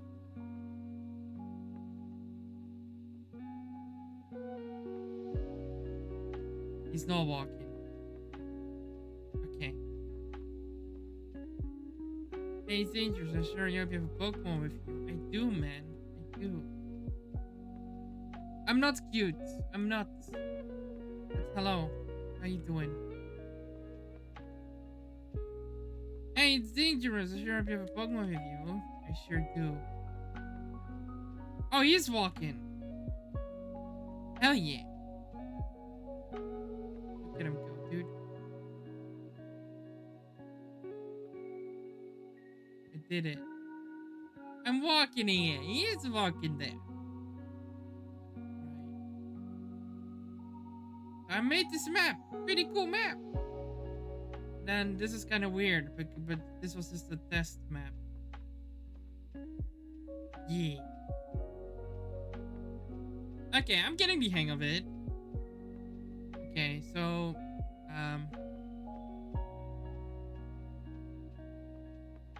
kind of want to try something. Okay, so what if I put like a few guys here?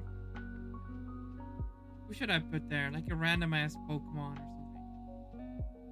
Specifically, I'm learning Pokemon Essentials. I'm a little bit familiar with RPG Maker, but I'm not like too specific familiar with Pokemon Essentials. And I thought it would be cool to make like a Pokemon fan game. Because you know, I'm a big Pokemon fan. And I thought it'd be cool to like write my own story for like a Pokemon game. And then you know, do something with that. I'm a little bit familiar, but not too much. Yeah, right?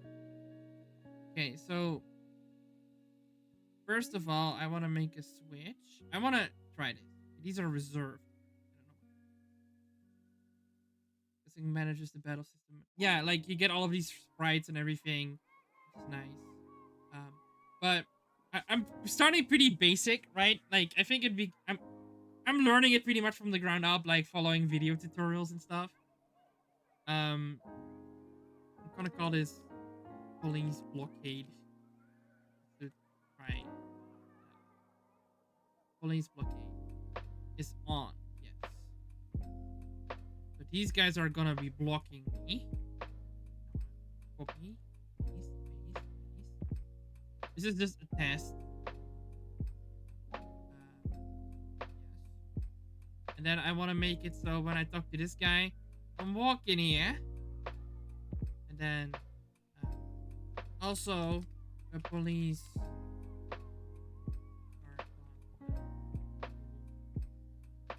And then I think I can do the which one was control switch. And police blockade off. Boom. Yeah. Oh wait, then I kind of screwed up. So when this is oh wait, did I do it wrong? I did. I do it wrong. No wait. Can I go to data? Oh, hold on. States? No. Start as off by default. Oh, then I should do this. And then once it's on, they need to go.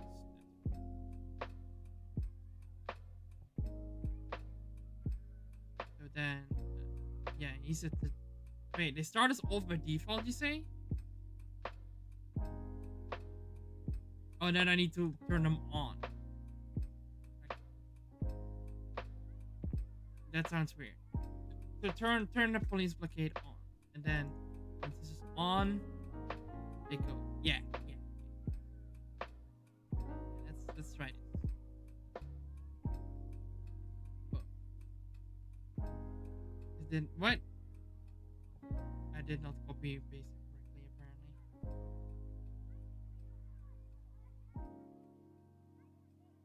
apparently. Also, this is V21, and apparently the tutorial I'm following. Yeah, there we go. Maybe they should say something, but when I talk to this guy, I'm walking here. Also, the police are gone now. Ooh. Yeah. Nice. Cool.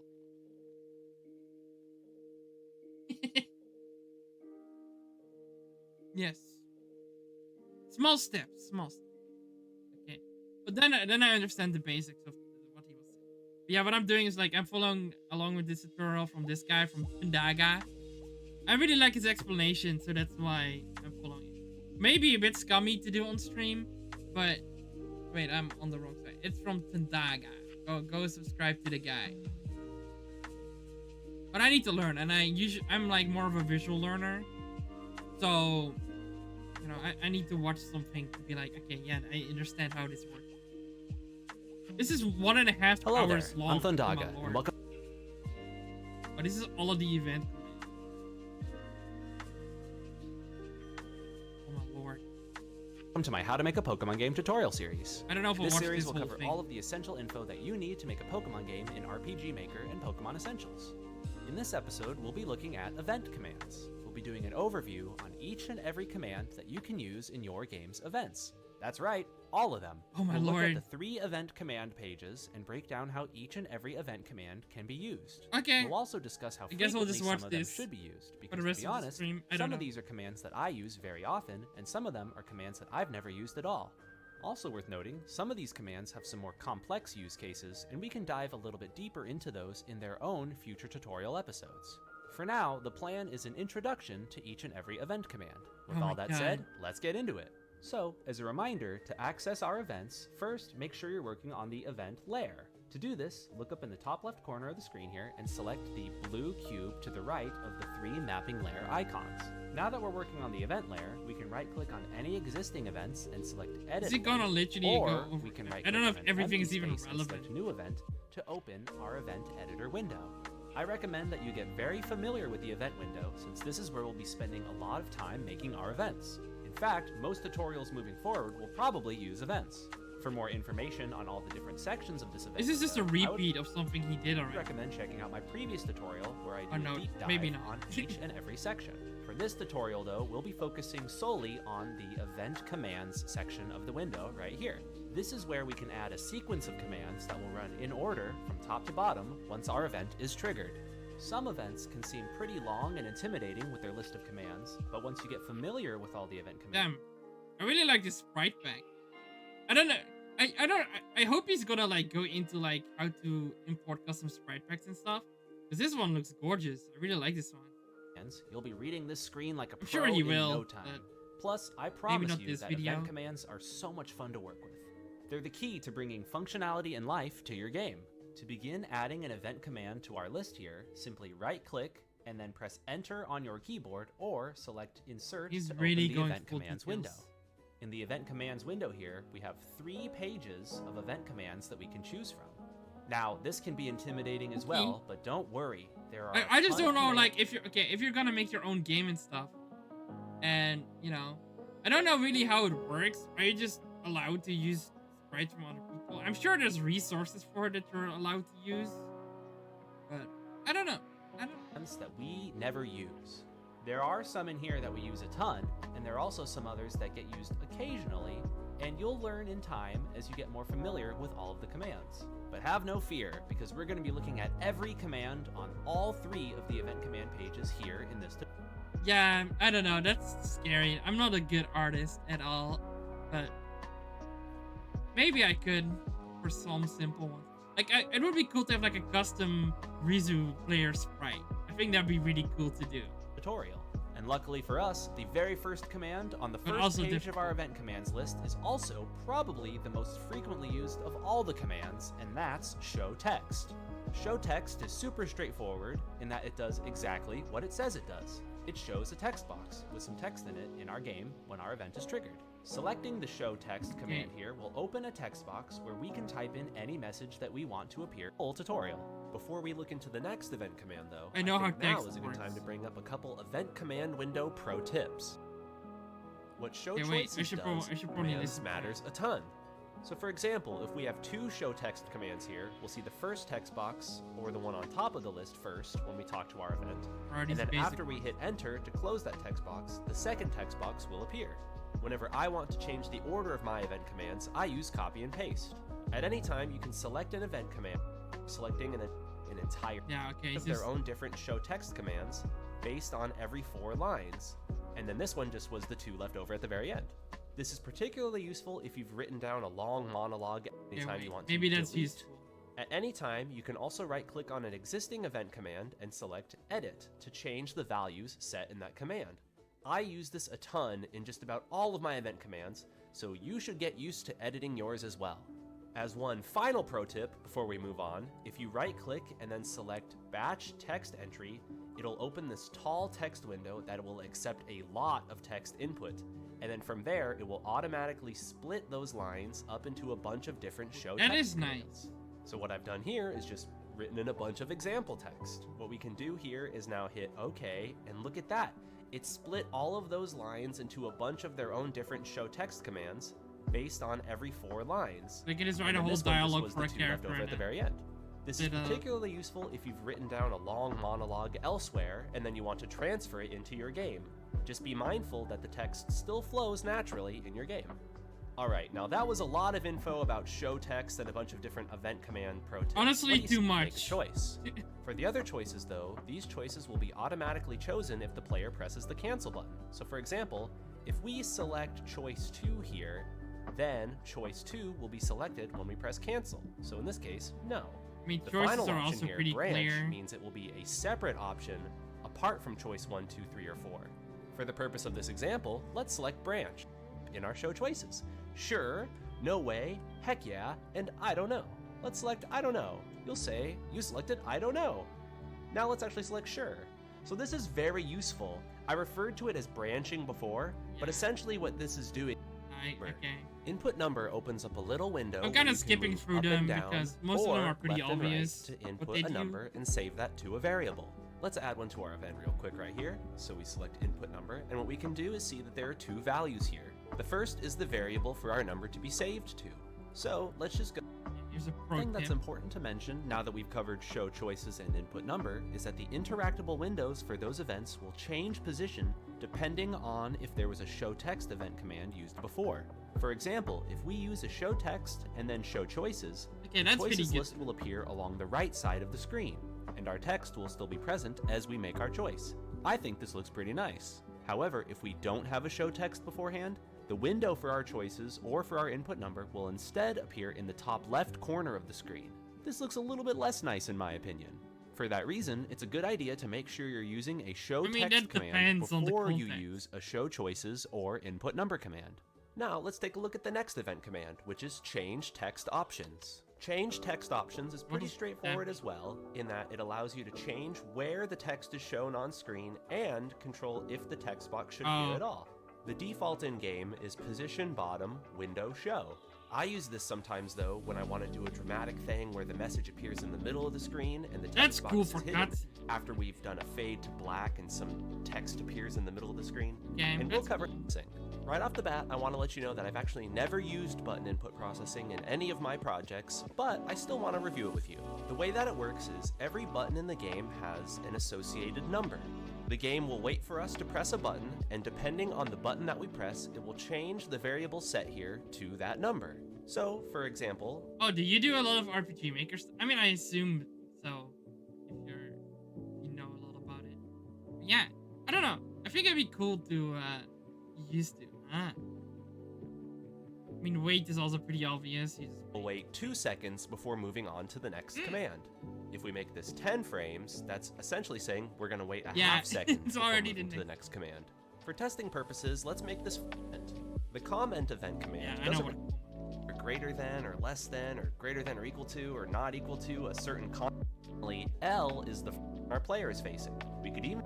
Okay, so conditional branches are just if statements. I mean, I'm a coder, so like a lot of this stuff is pretty self-explanatory. Like looping, yeah, okay. Forever and forever. Let's allow us to break out of the loop though. Let's make a show choices here for yes and no. Then up just for loop. Or a while loop. Exit event processing is an extremely straightforward command that just closes out the event. Even if there are commands underneath that would be next in line to run, exit event processing doesn't care at all. Let's create a quick little example of this. So we can create an exit event processing, and then let's show text under here. I mean, I think a lot of them also just kind of like, you probably just look up the ones that you need. Like if you need something for a specific event, you can just look up like what they do and how they work instead of just like I could go through this entire thing, but change save, what does that mean? Sure. And change save access and change menu access are kind of interesting because you can limit if the player can save or open the menus. Timer. I've never used them, but it is pretty interesting to be able to turn off the ability to save. So actually, let's give that a test. Let's right now disable save access. And just for fun, let's also go in and disable menu access. Okay, so you can open your menus or you do like Spencer players is changing the player map, I assume. There we go. So now when we talk to our friend here, he will teleport us into Test Town. Let's test this out in game. Set event location is basically a teleport like transfer player, but for other events in our map. You can select the event that you'd want to teleport from the list at the top here, but let's just select this event. Then, much like transfer player, you can choose a direct appointment or to appoint with variables. I never use appoint with variables though. When selecting direct appointment, you can double click it and then browse the map just like we did with transfer player.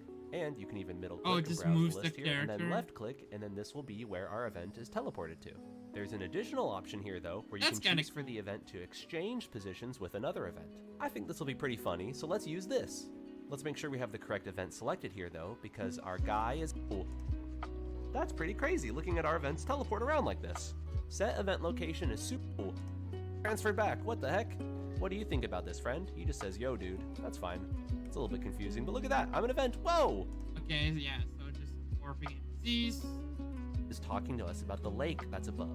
So we scroll the camera. Oh, that's a moving camera.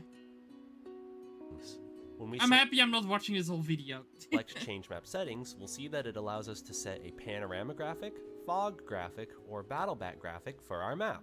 I never use battle back graphics, so we can ignore this one entirely. Battle backs are better set somewhere else, and we can dive into that later when we talk more about battles. The panorama graphic is a graphic that will appear under our map if we have any empty tiles. These images live in the graphics panoramas folder inside your game folder. Is it like the... I uploaded a test one here, that's the Thundaga logo. So let's set our panorama graphic to the Thundaga logo, and then let's go into our map and delete some tiles to give them empty spaces. What we can do is just go into the top left here of our tile set, and then start drawing on the layer 1 to get rid of some of the grass that we placed on layer 1.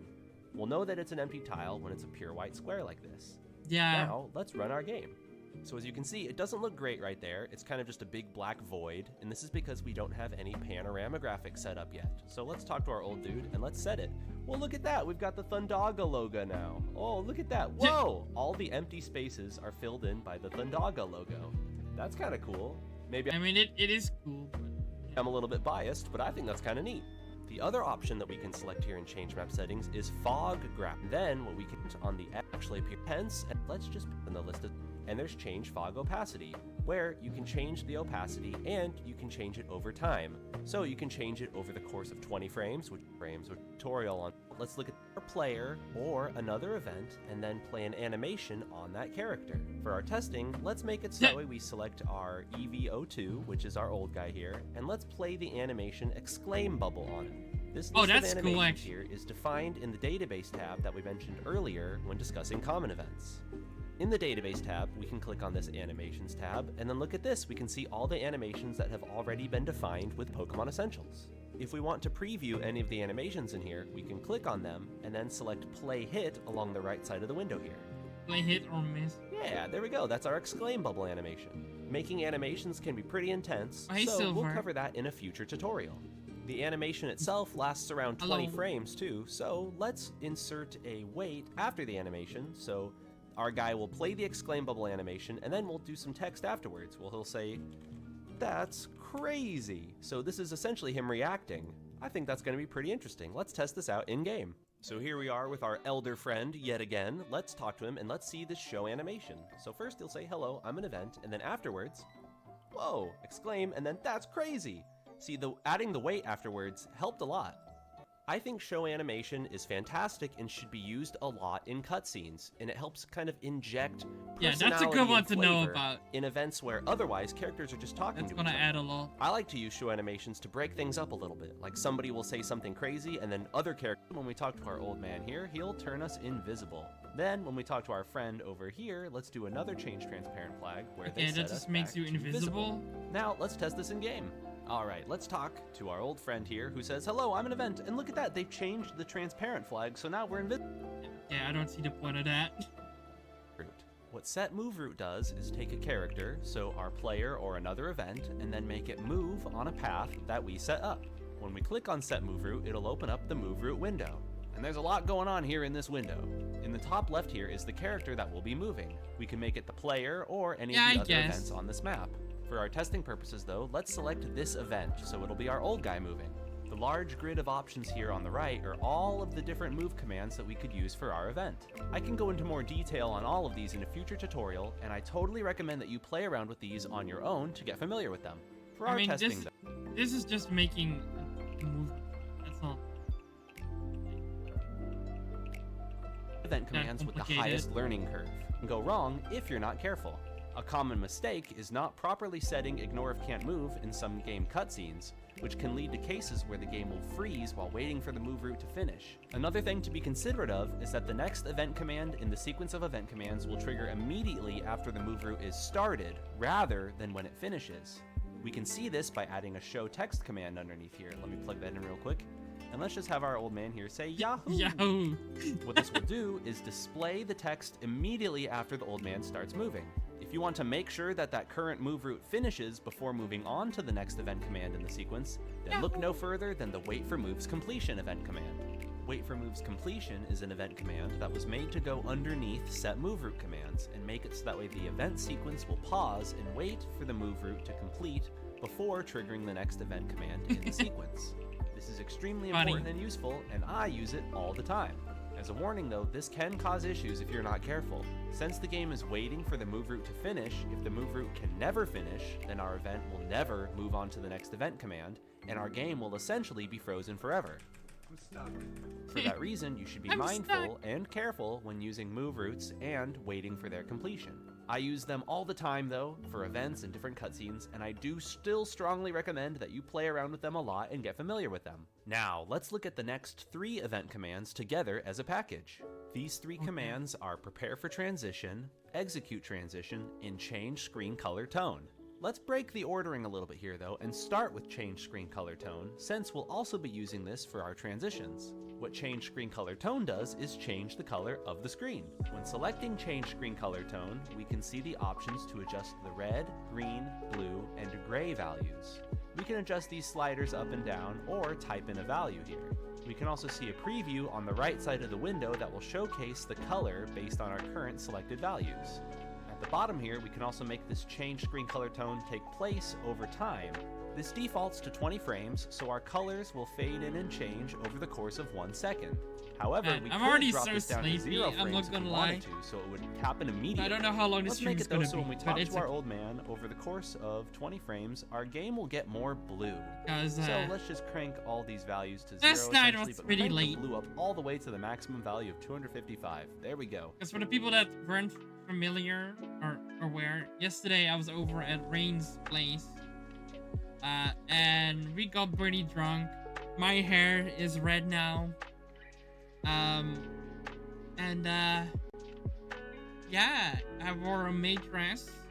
I was very cute. I was very kawaii.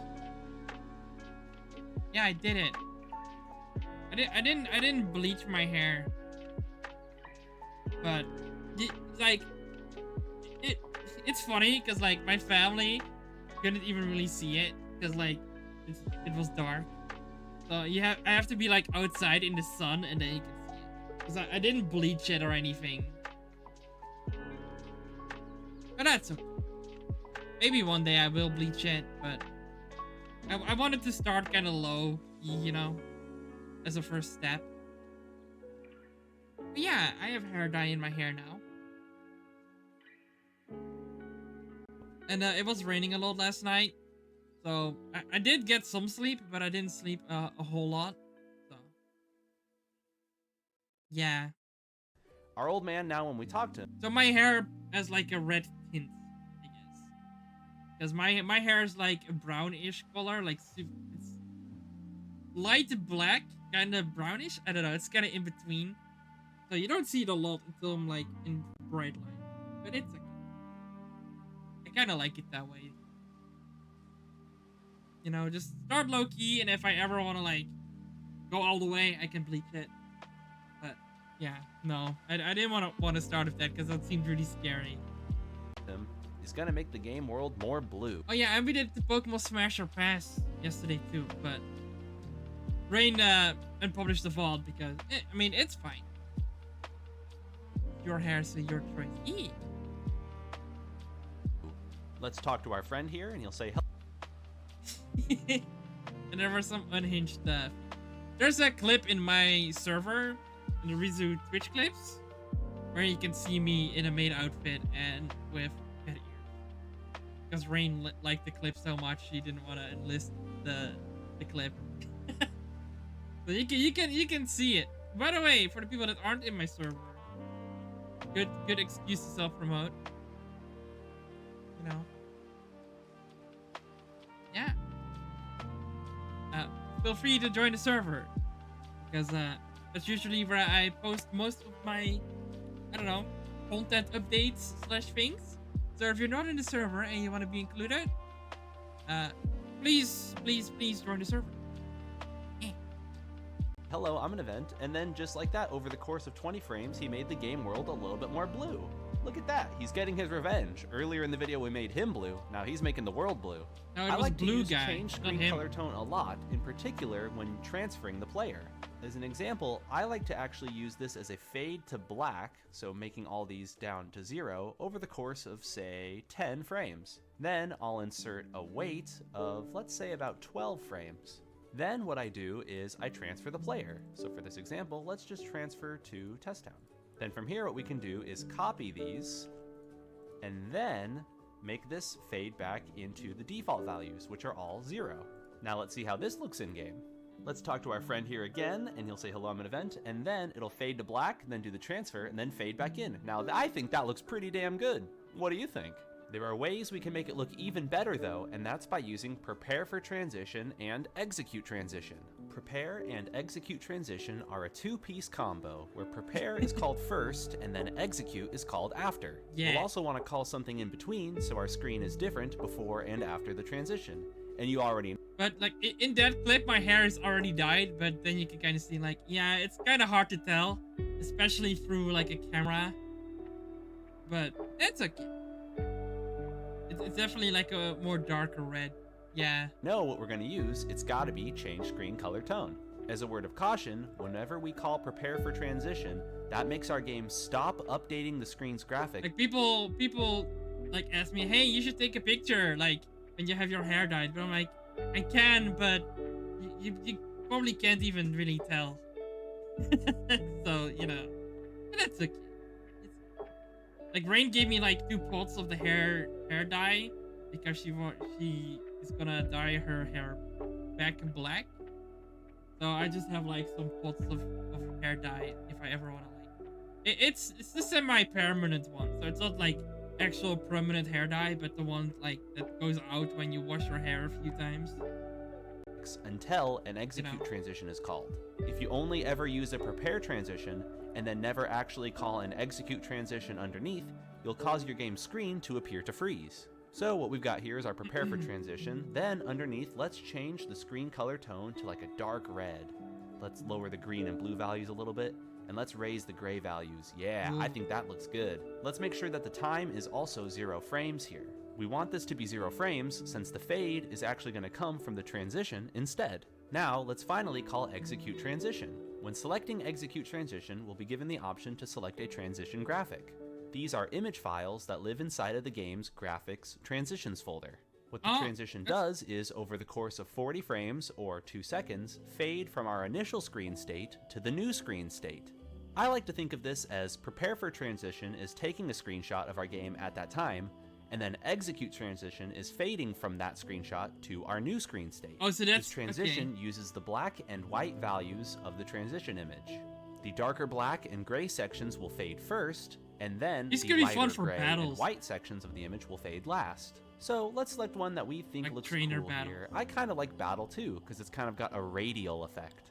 So let's select this, and then let's see how it looks in game. So once again, let's talk to our old pal here, and he'll say, hello, I'm an event, and then there's the transition. Whoa, look at that. Really that was dark. A nice radial transition where now we've entered a dark red state. That's pretty dope. There's a lot you can do with prepare for transition and execute transition, though I honestly don't use them as much as I probably should. I think they're really cool, plus it is possible for you to make your own transitions, since they're ultimately just image files that live inside of the game's graphics transitions folder. Now that we've gone through those, let's look at the next event command in the list, which is screen flash. Screen flash is super straightforward since all it does is flash a color over the screen here, as well as so the color will be the mode, and also maximum fade to make it out in game. Green screen flash. Look at that, whoa! As you can see, it starts off boom, very strong. I don't really use screen flash too often, but it is pretty useful for some cutscenes. It's exactly what it sounds like it does. It shakes the screen. I like to think of this as the camera rapidly panning back and forth horizontally. When selecting screen shake, we can see that there are options for the shake. Finally, shake, we'll see a screen shake. Oh, okay, that was all right. We saw the screen shake over the course of 20 frames. But what if we cranked those values up even higher? All right, I've now set the screen shake values to their maximum, which is 9. So the maximum power and speed are 9. So now let's see how this looks. Whoa! Holy moly, the screen was really shaking there. It was shaking so much that we even started getting black bars along the edge of the screen. Hot dang, that is a powerful screen shake. In my opinion, screen shakes should be used a lot. I think that screen shakes, when used properly, can add a lot of juice to events. Just checking in again and making sure you're still doing well. We're in the home stretch now, over an hour in, and we just have this last column here on page 2, and then a couple of event commands on page 3. A lot of the event commands left on page 2 can be considered package deals, so they should go by pretty quickly. And speaking of package deals, the next 5 event commands, if we decrease the X value, the image will move to the left. And for the Y value, if we increase the Y value, the image will move down, and if we decrease it, the image will move up. Yeah, that's pretty standard. I hope that all makes sense. The image's origin point determines which part of the image we place at our set coordinates. We can choose to use in the top left here, we can set the number of the picture we want to move, so in our case, 1. We can then also set how long we want this move picture event to take. Let's just go this to naked, start to fade to green. Whoa, okay, well, it's not exactly a shiny Meryl, it's more like a radioactive Meryl, but you know, we did make it more green. I think this is a great segue into the next and final picture event command, which is erase picture. As you can probably tell, the Meryl isn't going away. We've shown. Yeah, okay, we got it. Set weather effects allows us to change the weather on our map. That is definitely interesting. We can see that there are choices for the weather, and if we select a weather, we can also then adjust the strength of that weather, and we also have the ability to fade in this weather over time. The weather options here are none for clear weather, and then rain, storm, and snow. Let's adjust the power of our weather here too, so if we make this 9, we can have this be a strong rain. There is a noticeable difference between the lower power and higher power weather. Interesting, there's no sandstorm. Maybe that is storm, I don't know. So for our testing, let's make the time 0 so it's an instant weather change, but let's copy this and then make it so our friend over here also updates the weather. Let's paste this in, and then instead of strength 9, let's just go with a lower value like strength 2. So when we talk to him, he will also set the weather, but to a weaker rain.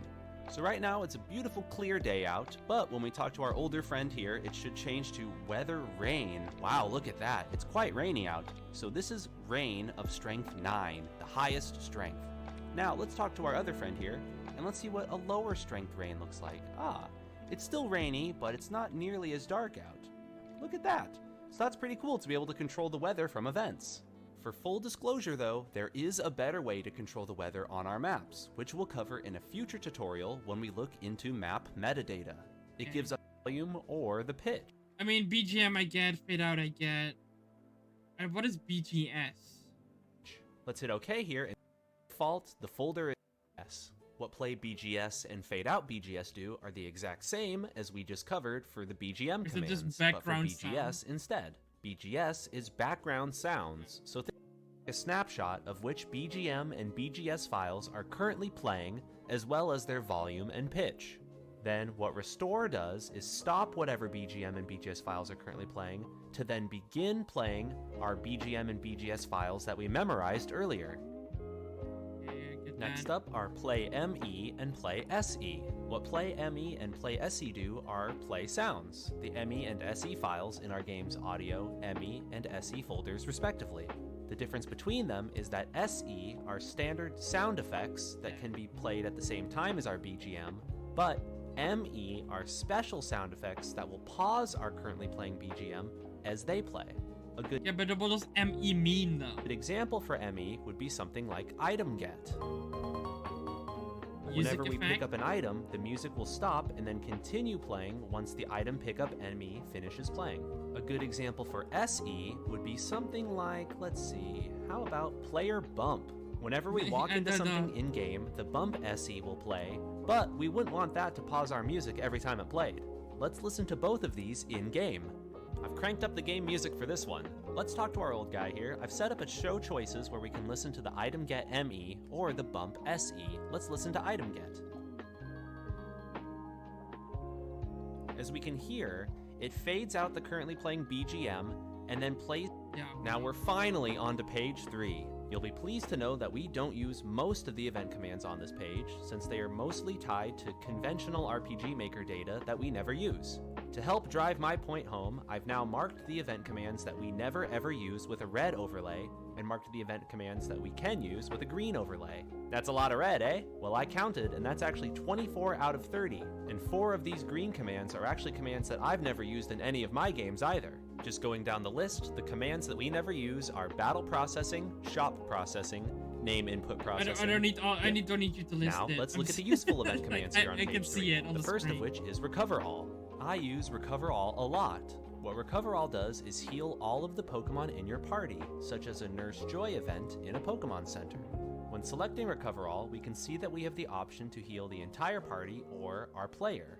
This option doesn't really matter and is more of a leftover of us using RPG Maker. In other RPG Maker games, our party will have other characters in it, but in Pokemon Essentials games, our party is technically just the player, and our Pokemon party is instead determined by the Pokemon Essentials code and data. Whenever I use Recover All, I just select entire party, and now this will heal all of our Pokemon. Next up are a couple event commands that I've never used, but could still be useful. Call menu screen just opens the game's menu screen. Call save screen opens the game's save screen. That I've might never be nice used for either of boss these, battles. but they could be useful in specific scenarios. In particular, if we use change save access and change menu access to prohibit player menuing and saving, then these could be substitutes. Next up on the list is game like over. when you wanna make What this does checkpoints is or trigger a something. blackout, as if we just lost a Pokemon battle, and then it warps us back to our healing spot, which is either back home or back to the last Pokemon Center. We'll talk all about blacking out and healing spots in a future tutorial though. Next up is return to title screen. What this does, I don't know. I feel like that wasn't really that informative in general. Like, most of it is pretty obvious. Alright.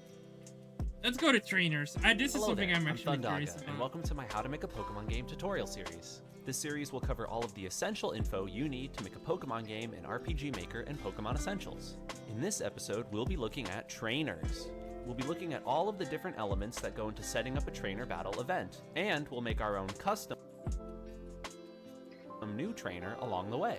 First, we'll discuss trainer types and how they are defined. We'll also My PC is struggling. make our new trainer type for our game.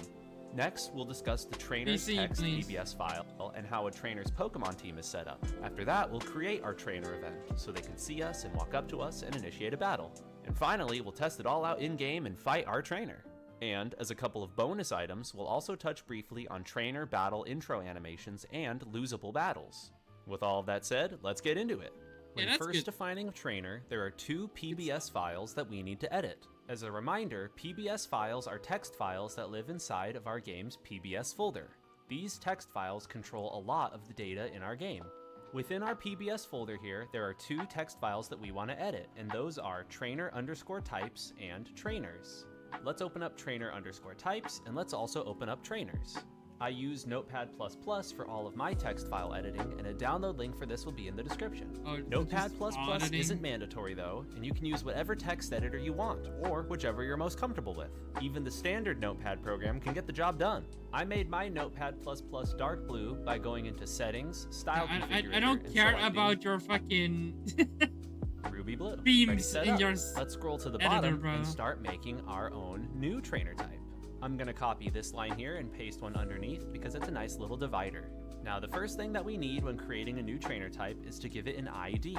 The trainer type's ID is a unique string of text that's encased in brackets here. I was thinking it'd be fun to make an alternate version of a youngster called a pro youngster, so let's just type in pro youngster. I just gotta spell it right, there we go. This ID is important and will be referenced by a lot of other things in our game. For example, this ID determines what the names of our trainer's sprites should be. I think it would be kind of hype. Like, okay, if I've been kind of thinking about like the story I want to write for my game, but I don't really know yet. But I kind of want to include like some sort of like VTuber element to it, you know? Since we've called ours Pro Young. But like, I don't know how that will work. Like maybe you get sucked into like a PC or something in the beginning of the story, and you have to like navigate through something. I don't know. I haven't figured out the details, but I do want to include some sort of like, or maybe even like an Easter egg or something to VTubing instead of like making it the main point of the story. In general, I've never wrote like a proper story before, so that will be interesting regardless, because I'm not really a writer. But I still think, you know, interesting. Youngster, can go a lot of ways. We need to name our sprites Pro Youngster as well. Every trainer should have at least 2 sprites, their overworld sprite and their battle sprite. Now, technically, the overworld sprites are optional. We could have our Pro Youngster's event graphic use the same overworld sprite as the base youngster, so in this case, trainer_youngster. I do think that it looks better for the game though if we make unique looking sprites for each trainer's overworld sprite. As a little example, even though the Birdkeeper and Rocker trainer types are different, they both have the same looking overworld sprite, but they are 2 unique image files. These are trainer_Birdkeeper and trainer_Rocker. If we ever plan to use this trainer type as a character that we can register and call in the phone, or use event commands to generate this trainer, then we will need their corresponding overworld sprite for this trainer ID. So in that case, we would still need our trainer_Pro Youngster overworld sprite, and it would no longer be optional. The phone registry and trainer generation stuff are way more complicated topics, and we can dive into those in a later tutorial. Anyway, since I already made our Pro Youngster overworld sprite and battler sprite here, we might as well use them. Let's make sure we plug them into the proper locations in our game's graphics folders. Let's start with the overworld sprite. I'm gonna grab it and copy it. The overworld sprites need to go in our game's graphics characters folder. If we scroll to the bottom here, we can see that there's a lot of other trainer overworld sprites here. It's a good idea for our sprite to also follow the same naming convention, which is trainer_trainer ID. I mean, you already so for showed example, this. trainer_youngster. The sprite that we're pasting in is trainer_pro youngster. So I'm just gonna paste it in, and there it is. Now let's look into the battle sprite. I'm gonna copy it. The battle sprite for our trainer needs to go in the graphics trainers folder. In here, these are all the sprites that will show up in battle when we fight against this trainer type. The name of the sprite is just based on the ID of that trainer. So for example, this is just youngster. Let's paste ours in, and here we can see our pro youngster. And that'll do it for our trainer sprites. Let's go back and look at our trainer type. The next thing we need to set up is the trainer type's name. We can do this just by typing in name equals, and then I wonder if there's like this is what will display artists on Fiverr. I should look this up. I'm sure there would be like some sort of like easy like thing to commission, where you can just ask someone like, hey, based on my VTuber model, make like an overworld sprite and make like a battle sprite for Pokemon. I'm sure that's doable. right? I think that'd be kind of cool, to be honest. Play in game when we fight this trainer. So let's type Oh, really? pro and then That's a space and then youngster. Because I think it would be like cool to have like as a start, to have like the Rizu trainer sprite based on my model. I think that'd be cool. I don't even know like what the price range for that would be. This I don't know. doesn't need to perfectly match our trainer's ID, and we can put whatever we want in the name field. A good example for this would be Pokemon Ranger _M. Their name is just Pokemon Ranger. There are Pokemon Ranger _M and Pokemon Ranger. It's like, I don't know, I think it'd be cool if like, if I wanted to put my friends in the game, like, I think it would be cool, for example, to have Aika in the game, or to have Rain in the game. To just be like, hey, this person, can you do that based on their VTuber model?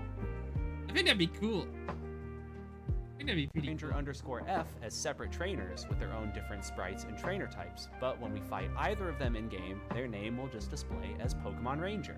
In this sense, it's possible for multiple trainer types that have different IDs to have the same name. Another good example of this would be that all the gym leaders have if you different don't mind. IDs, I mean, I'm not but they looking share for the it same right name now. of gym leader.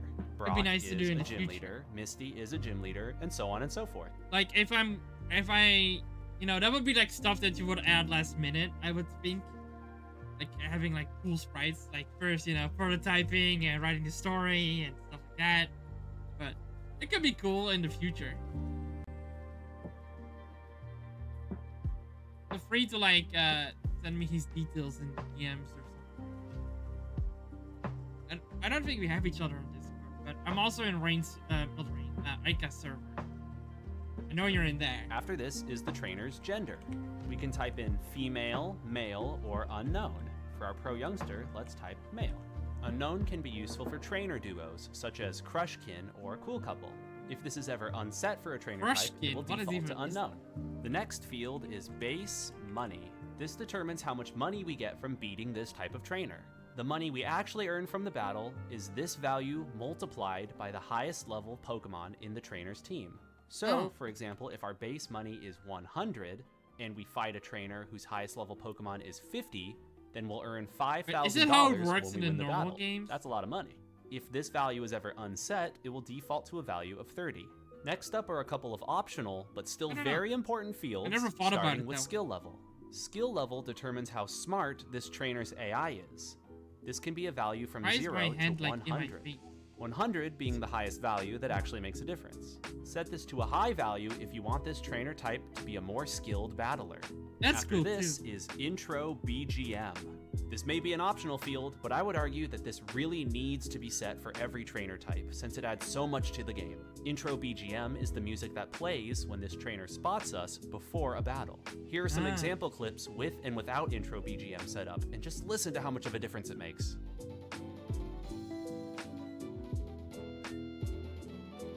Oh yeah. No, I agree. It adds a lot.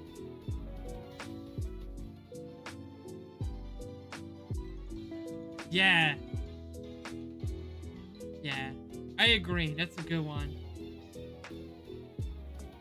It makes it a lot In better. my opinion, this is super important and every trainer should have it. For our example project, I've downloaded a song called HGSS 117 Trainer's Eyes Meet Youngster and added it to our game's audio BGM folder. I downloaded this song from Endless's pre-looped music library. This is an amazing resource where entire Pokemon soundtracks have been looped and exported into the OGG format for you to use in your fan games. It was made by Endless, with some additional contributions from YT Crackerwatt and some guy named Thundaga? I can't really pronounce this one. Anyway, this is a fantastic resource, and I highly recommend you make use of it for your fan I'm definitely saving that. So let's take the name of that audio file and just paste it in right here. And there we go. We've got Intro BGM for our Pro Youngster. Now, let's look at the next two fields because these are related to music as well. These are Battle BGM and Victory BGM. These are the music that play during the battle and after the battle when we win. For our game, I've downloaded some more songs from Endless's pre-looped music library. The songs I downloaded are from Omega Ruby and Alpha Sapphire. These are Oras 017 That's a good Battle resource, Trainer though. Battle and Oras 018 Victory Trainer Battle.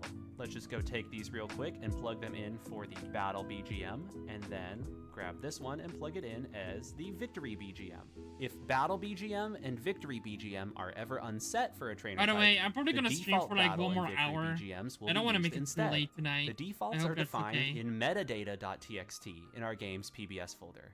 Here we can see the defaults for wild and trainer battle tomorrow BGM, evening, as well I don't as know their yet what I'm victory gonna do. BGMs. I You might can see do a another lot of other stream, things in here as well, but let's go over but I all will of keep these that in even another shorter, 'cause tutorial on Monday I related have to to go game back to metadata. school. That about does it for our new trainer type. Now, let's set up the trainer inside of trainers.txt. In here, we can see that there are There won't be an afternoon stream tomorrow because I have some other stuff I need to do as well for school. So, in general, just know that like,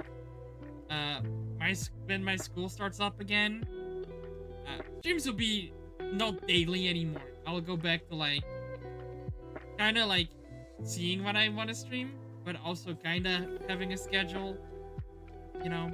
So we'll see.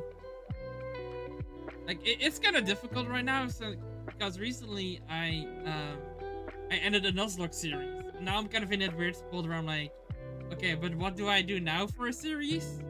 Like I think making a Pokemon game is kind of a cool thing to have as a series. But I also want to have something alongside that, so maybe I could start up a new game series. Or you know, there's some other game I could play. I don't know. So it's always awkward when a series ends because it's like, okay, yeah, where do you go here from now? You know. So yeah. Bunch of trainers already defined. Every trainer has an ID and their personal name in brackets at the start of their definition. So here at the top we can see Camper Liam. Then underneath they have a lose text. This is what the trainer will say after you beat them in a battle. So if we beat Camper Liam, he'll say, "A very good battle indeed." Trainers can also have a list of items that they'll use in battle. For example, Brock here has a full restore and then another full restore. What a cheater. Underneath these are the trainers' That's kind of Pokemon. funny. Pokemon are added to the trainer's party by typing Pokemon equals and then the species name in all caps and then the Pokemon's level. So for example, this is a Geodude at level 12. Pokemon IDs, as well as item IDs and move IDs, must all be capitalized and spelled properly. The IDs for all of these can be found inside of their respective PBS files. So items.txt for all of the item IDs, Pokemon.txt for all the Pokemon IDs, and moves.txt for all the move IDs. And we've already looked into trainertypes.txt for trainer IDs. Make sure there are no typos when using any Brock of is these kind of IDs. broken with head If you smash. misspell anything, such as a single Pokemon ID, the game will not compile and throw error messages. As we can see with the Geodude and Onix here, there are also a lot of additional options that we can set for each Pokemon. We can set their nickname, their gender, if they're shiny, give them custom move pools, we can set their ability index, give them a held item, set their EVs and feel or like I'm IVs, change their learning Pokeball, theory, and so you know? much more. I'll link the full list in the video description. I'm probably And gonna yes, forget we a can lot even about set this to stuff. Shadow if we set Shadow equals yes for Shadow Pokemon. The Team Rocket Grunts here have a Shadow Weepinbell and think a next Shadow time I Electabuzz, do for this, example. I'm just Another gonna, very like, important start laying thing to out note maps is that trainers can also and, have like, a party ID. maybe This is do the optional and intro defaults part of to my 0, game. but this is a super cool feature that allows us to give the same trainer different Pokemon parties. Like we can think To about set the the party starters ID and stuff at like a that. comma and then the ID number in the brackets next to that trainer's name. A good example of party Maybe we might ID do that usage tomorrow. is our rival. Down here we can see that Rival 1 Blue has a default party with a Pidgeotto, a Rattata, and a Bulbasaur. Underneath this though is Rival 1 Blue with party ID 1, where that Bulbasaur has been replaced by a Charmander. Underneath that is a Rival 1 Blue with a party ID 2, where that Charmander is now a Squirtle. In our trainer battle event, we can set the party ID so we can choose which version of the trainer we want to fight in our event. This is super useful for rivals, or if you want to have another trainer that you fight early in the game that has a weak team, and then they appear later in the game with a strong team. In this example, you could fight Party ID 0 at the start of the game, and then later in the game, you could fight Party ID 1. You can define as many Party IDs as you want. I like to use Party IDs a lot for enemy team grunts, by the way. Instead of giving each Team Rocket grunt a name, you could just fight Grunt 1. Dude, I just thought of the best idea, actually. What if, like, okay, what if in the game you play as Rizu, and, like, some of my friends could be like the rivals. That'd be kind of hype. So like Rain could be a rival, Aika could be a rival, maybe Phaedus can be a rival, and then that is kind of hype actually. And then everyone has like different starters, and then on your journey you'd like encounter them along the way, and they kind of grow with me, you know. And then at the end of the game, that would be a cool idea. Just having like a bunch of different rivals. Ooh, that's also a good idea. I didn't even think about that.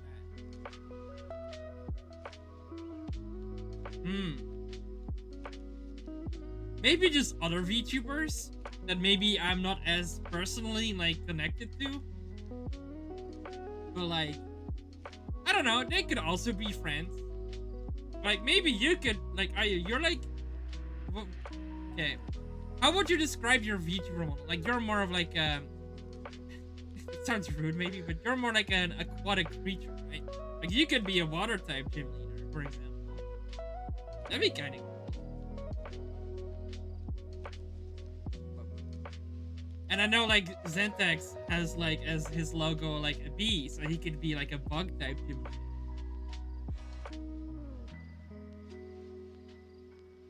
Or like Breakfasto, like, you know, it could be kind of funny. Like I could make like a food type gym because, you know, Breakfasto is like breakfast. So that could be fun. Like I don't want to take it too seriously, right? Like I could do that another time if I want to maybe do that. But I think it would be really cool to just make like a Rizu themed like game. Maybe that's egotistical, I don't know. But I think would be kind of cool to be like, you know, like, yeah, you know, if you want to know about me, you can play my Pokemon game. Yeah. It's just also kind of just to goof around and to learn, right? But I think that could be kind of funny.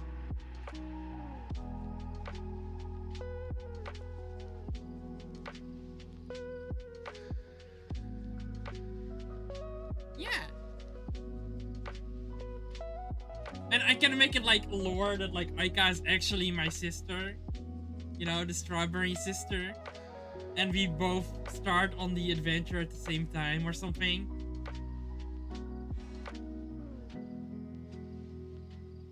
And technically Aika is older than me.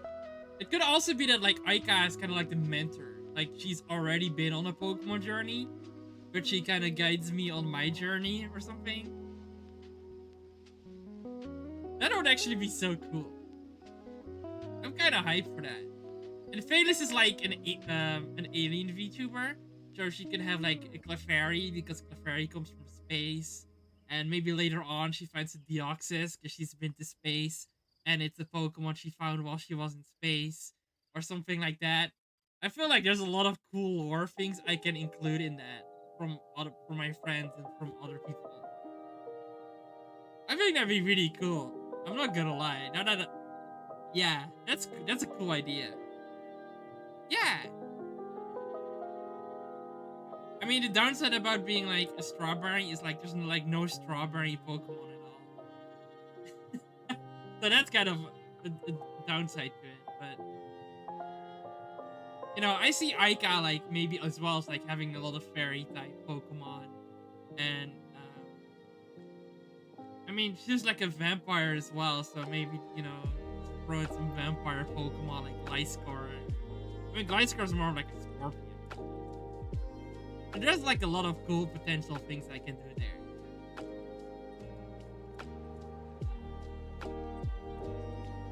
I think it's really cool. I think it's a really cool idea. Like, I'm already kind of thinking about like, okay, what would the starters be? Like, I feel like a starter should be like, you know, since it's my journey, there should be like a choice from 3 Pokemon that I really like. Like Shinx definitely has to be one of the starters. Shinx is one of my all-time favorite Pokemon. I think that'd be cool. But then it's like, okay, but they need to be different types. Like maybe I can pick one like one of my favorite starters or something. I don't know. But then it's also like, okay, but you also have to kind of balance it so that the game doesn't get too difficult if you pick like a specific starter. Or maybe it's just one starter and you always start with Shinx or something. I don't know, but I definitely, the ideas and the thoughts are definitely growing in my head, which is good. I should like tomorrow, like when I'm doing coding stuff and things pop in my head, I should just have like a little notebook next to me where I just write all of these ideas in, so I don't forget. Yeah, hold on, that's a good idea. I should have it.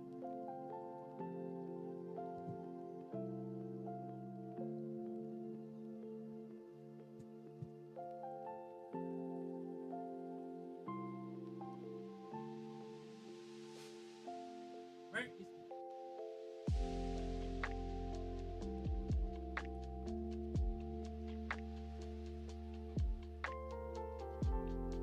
Oh, I did not mean to do that. That's already a note, more like drawing. I tried drawing Aika recently because she's always drawing stuff for me, and it looks really terrible. I did my best, but it looks so bad because I'm not an artist, like I said, but I want to like do things for other people as well. I do so many things for me, and I always feel bad because I'm not talented and stuff like that. Do I have a pen nearby? I should. Yeah.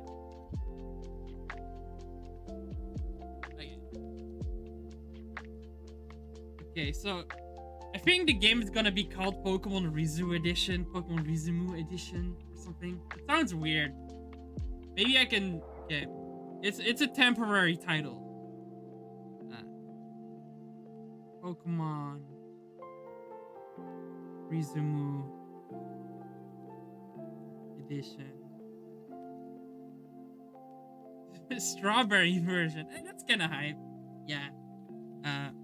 I'll just say Rizumu Edition ideas for now. Okay. So friends are rivals. And right now the ones I'm thinking of is Phalis, Aika, and Rain. I can always add more in the future, so people are like, hey, I want to be a rival, you know? This is just the draft. Okay, so friends are rivals, Phalis, Aika, Rain. What else was I saying? Oh, yeah, so for Phalis, she can be a space type trainer. What I said, right? Space type trainer. Or maybe more like space themed. Aika, Rain definitely has to be a dark type trainer. Because Rain really loves like a lot of edgy stuff. Dark type. Or more dark themed. If she's gonna be a rival. Aika, I'm more leaning towards like fairy-esque. But I don't know. Do we have a specific theme for Aika? Like maybe grass type Pokemon? Still could work as well. A creamy.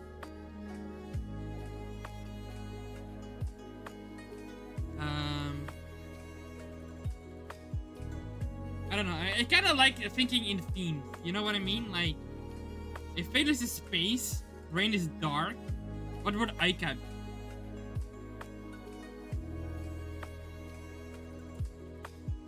I don't know if there's like one word.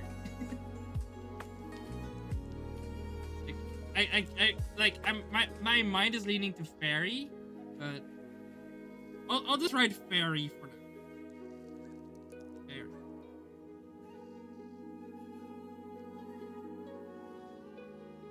Because I see a lot of Pokemon fitting Aika. Like, I think it would be cool as well if like every one of the rivals is like a legendary. So for example, for Phalis, I think it could be cool to have like a Deoxys at some point in the game. Maybe for Aika, like a Celebi, I think would be fitting. More of a mythical, but... And maybe for Rain, like a Darkrai, you know. So I think they kind of all fit nicely. Okay, so I have now friends are rivals. So the ideas for now is Phalis, Aika, and Rain, Space, Fairy, and Dark. Yes.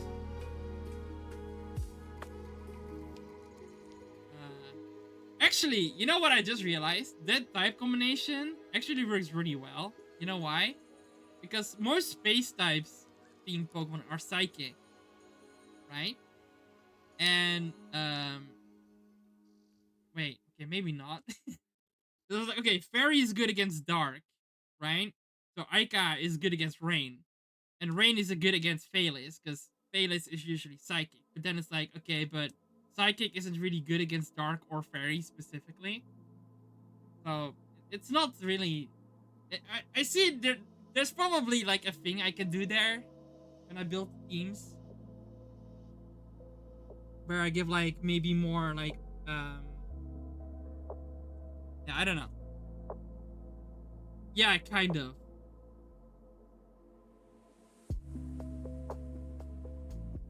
But I don't know. I don't really want to give like someone poison. I don't know. Okay, but these are just ideas. We can think into more details later. Like, I'll put poison. I'll write it down. Poison for 5 triangle maybe.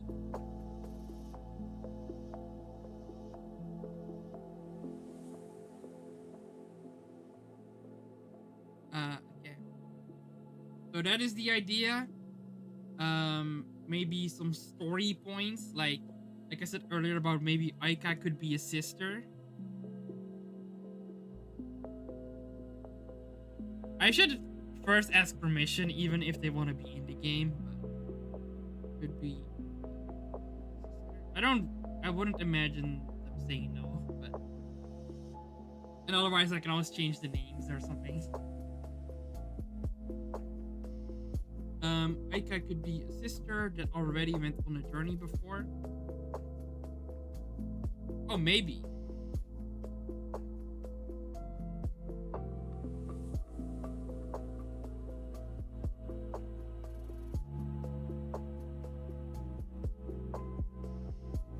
I could do that too. Like, if you play as me, that like Aika is the one that went on a journey before, but if you play as Aika, that me, like Rizu went on a journey before and is guiding Aika. That could work too. So Aika could be a protagonist as well.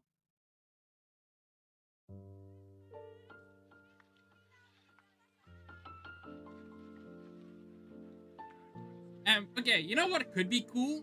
If I change the starter based on the protagonist? Maybe? So if you play as Rizu, you start with Shinx, but if you play as Aika, maybe you can have a different starter Pokemon.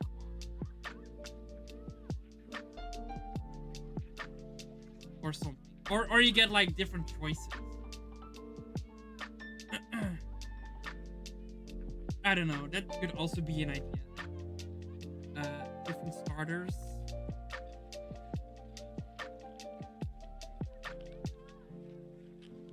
Based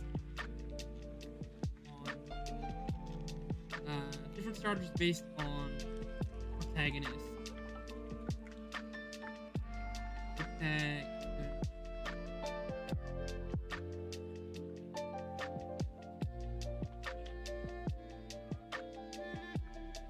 But then it's like, I don't know if Aika knows Phalis.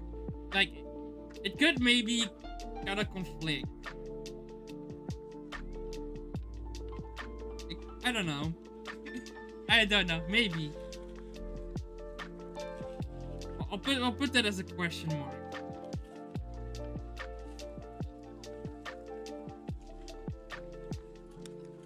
I think it would be cooler if she was a protagonist. Or not a protagonist, like another rival.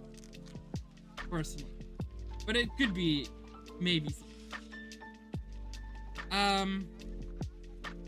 Did we have any other ideas? I forget. For friends or rivals, you have Phaelus, Icon, Rain. Space themed, fairy themed, dark themed. Ika could be a sister that went on a journey before. Ika could be a protagonist. With a question mark. Different starters based on the protagonist. I think that's honestly already good enough for now. That could be like enough for like an intro section. I think.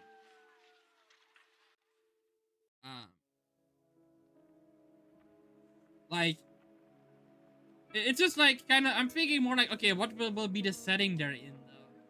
Like, is it like, why are they rivals? Is it because they want to be the best VTuber? And that could be a fun thing. Or like there needs to be some kind of conflict to even go on the journey, I would say. Like something that motivates them to move through the story. Like, and another thing that we could talk about is like, oh, is there gonna be an evil team? And who would the evil team even be?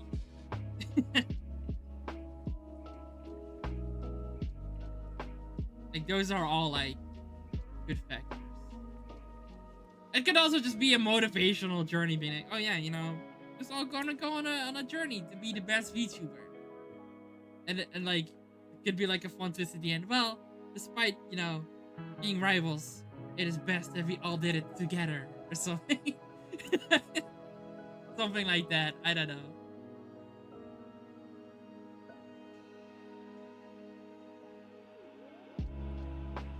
I think it would also be kind of funny to just have like people from the chat show up as like minor NPCs or something. That'd be kind of funny too.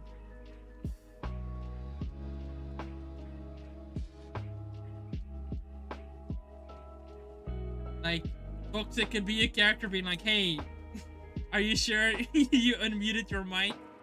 Or something. Or he could be like, yeah, Rain passed by earlier. He was really mad that you didn't listen to her or something. That's like a joke. Being like, you know, yeah. There's a lot of potential. I'm actually really enjoying thinking about this stuff. I think it's really funny.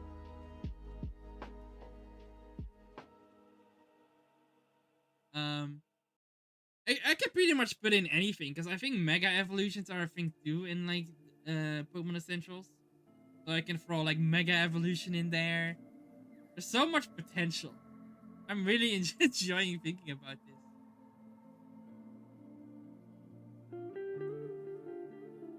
Okay, but I think this is good enough for now.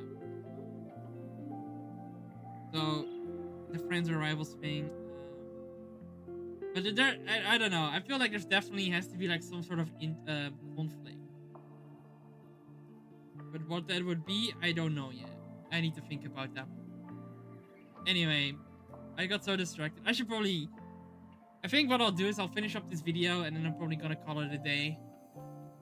1, and then grunt 2, and then grunt 3, and so on. Now, let's scroll to the very bottom of the list and begin making our own new trainer party here for our pro youngster.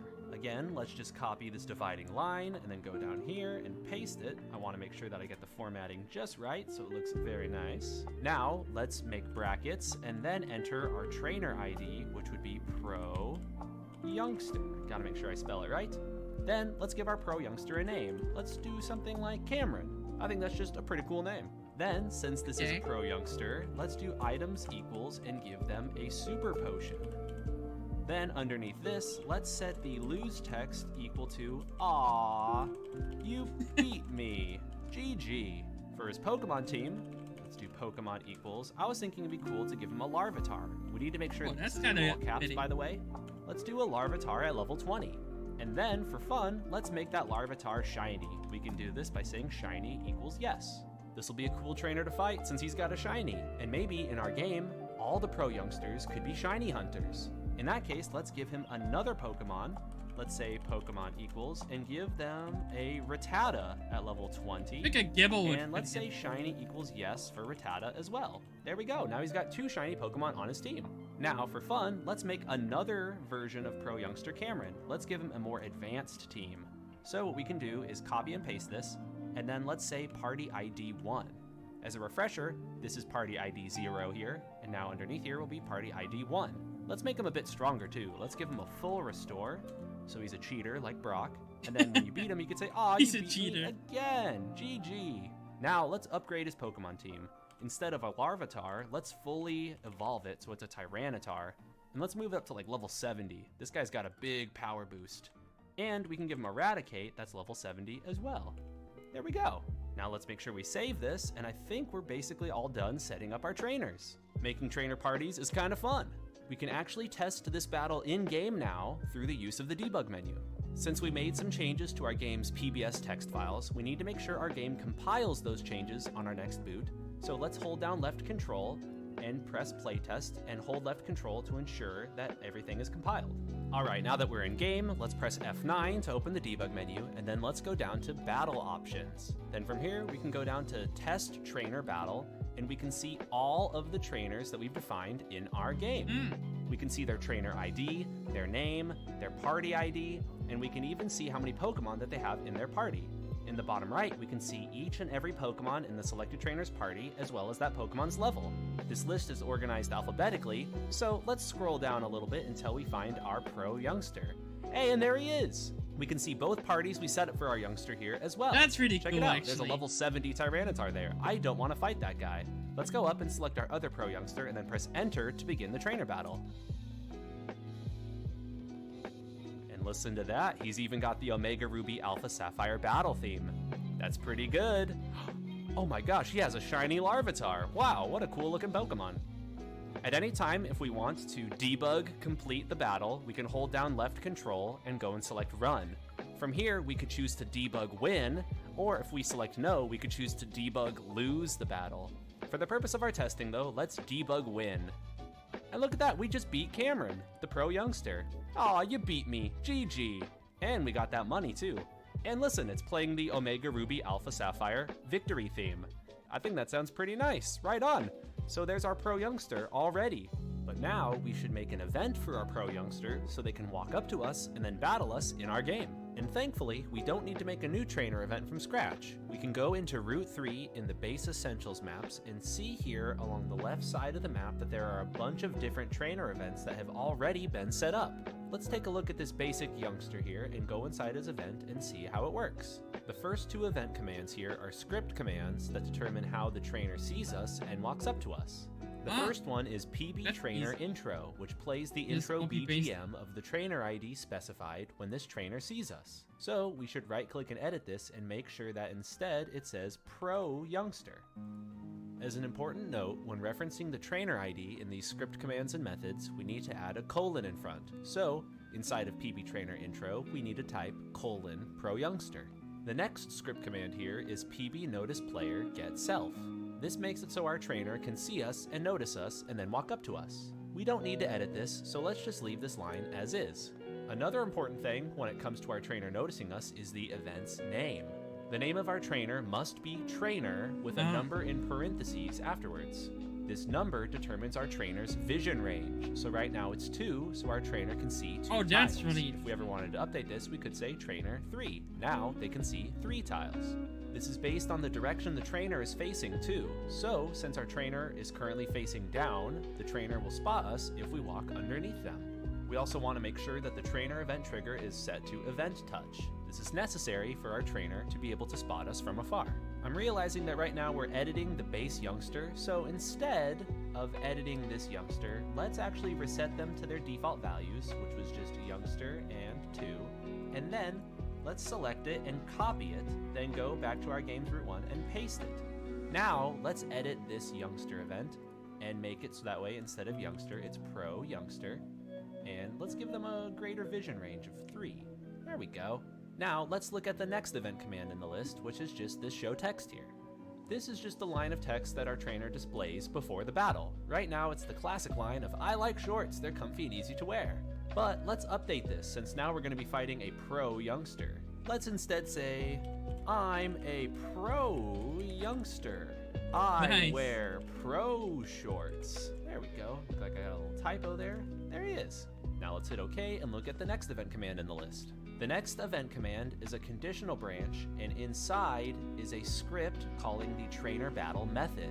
The reason for this is that if we win the trainer battle, the conditional branch will be true, and then we'll run all of the commands inside, which right now is just setting self switch A to on. We can add something else to happen after the battle too. We could say insert show text and have him say, "You beat me, you're strong." Let me just fix my typos real quick, and there we go. So now everything inside of this conditional branch will trigger if we win the battle. Inside of the conditional branch, we can see the trainer battle.start script method being called. What this method does is take a trainer ID, so right now it's youngster, and the name of the trainer we want to fight, and optionally a party ID number. So for example, after Ben here, we could do (1). That way we would be fighting Ben with party ID 1. For our game though, let's change it so instead it's the pro youngster that we just made. So instead of youngster, let's make it so the trainer ID is pro youngster. Then for the name, we got to keep it in quotes. Let's type Cameron. There we go. And let's actually fight Cameron at party ID 1, which means Cameron is going to have a level 70 Tyranitar. That's kind of scary. Now that we've got our conditional branch set up, let's look at the very last event command in the event.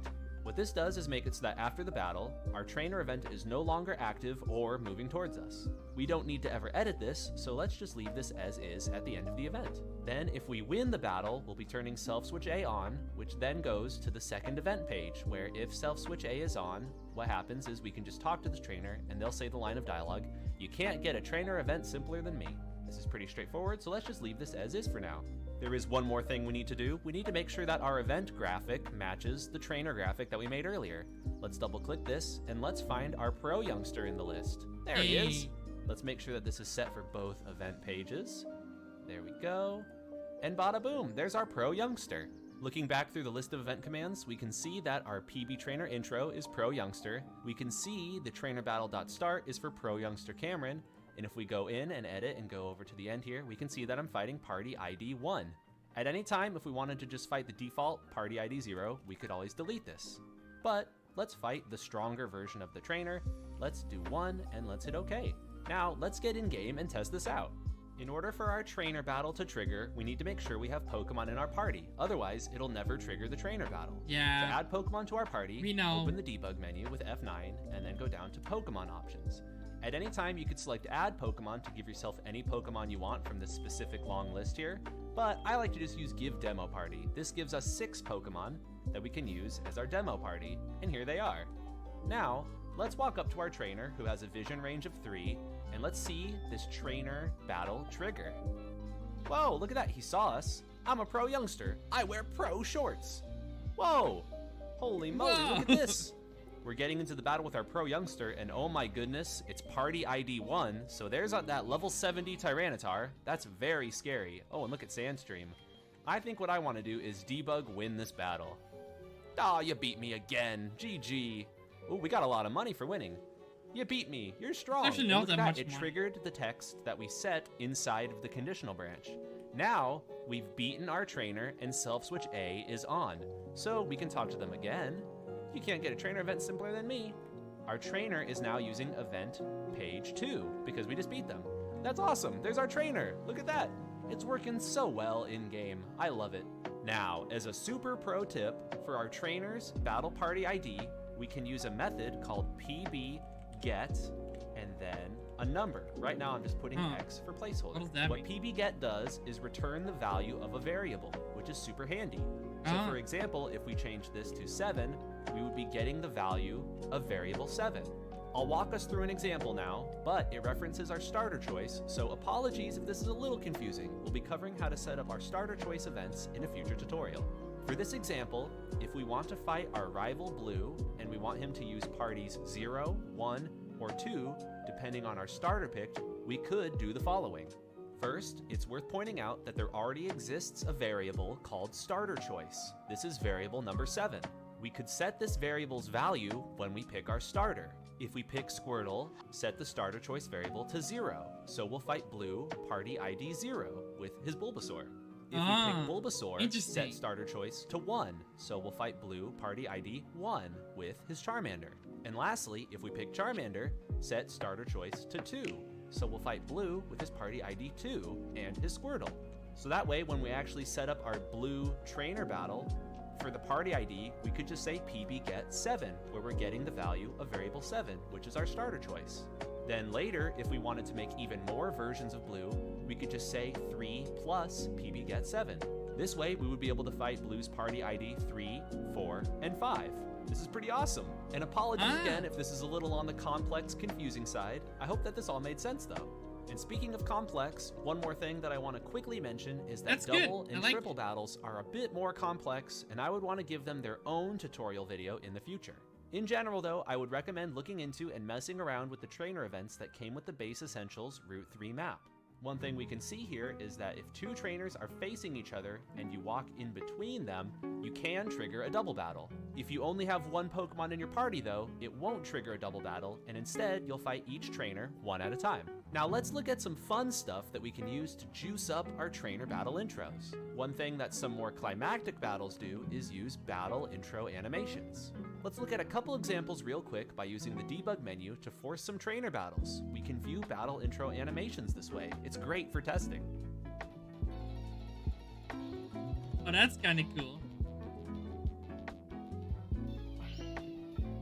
I wonder how hard they are to make.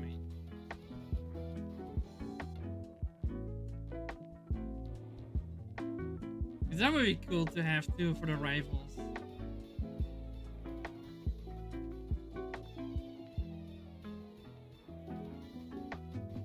So these are all super cool, but let's make one now for our pro youngster. Thankfully, they're super easy to make too. We just need to add some image files to our game's graphics transitions folder.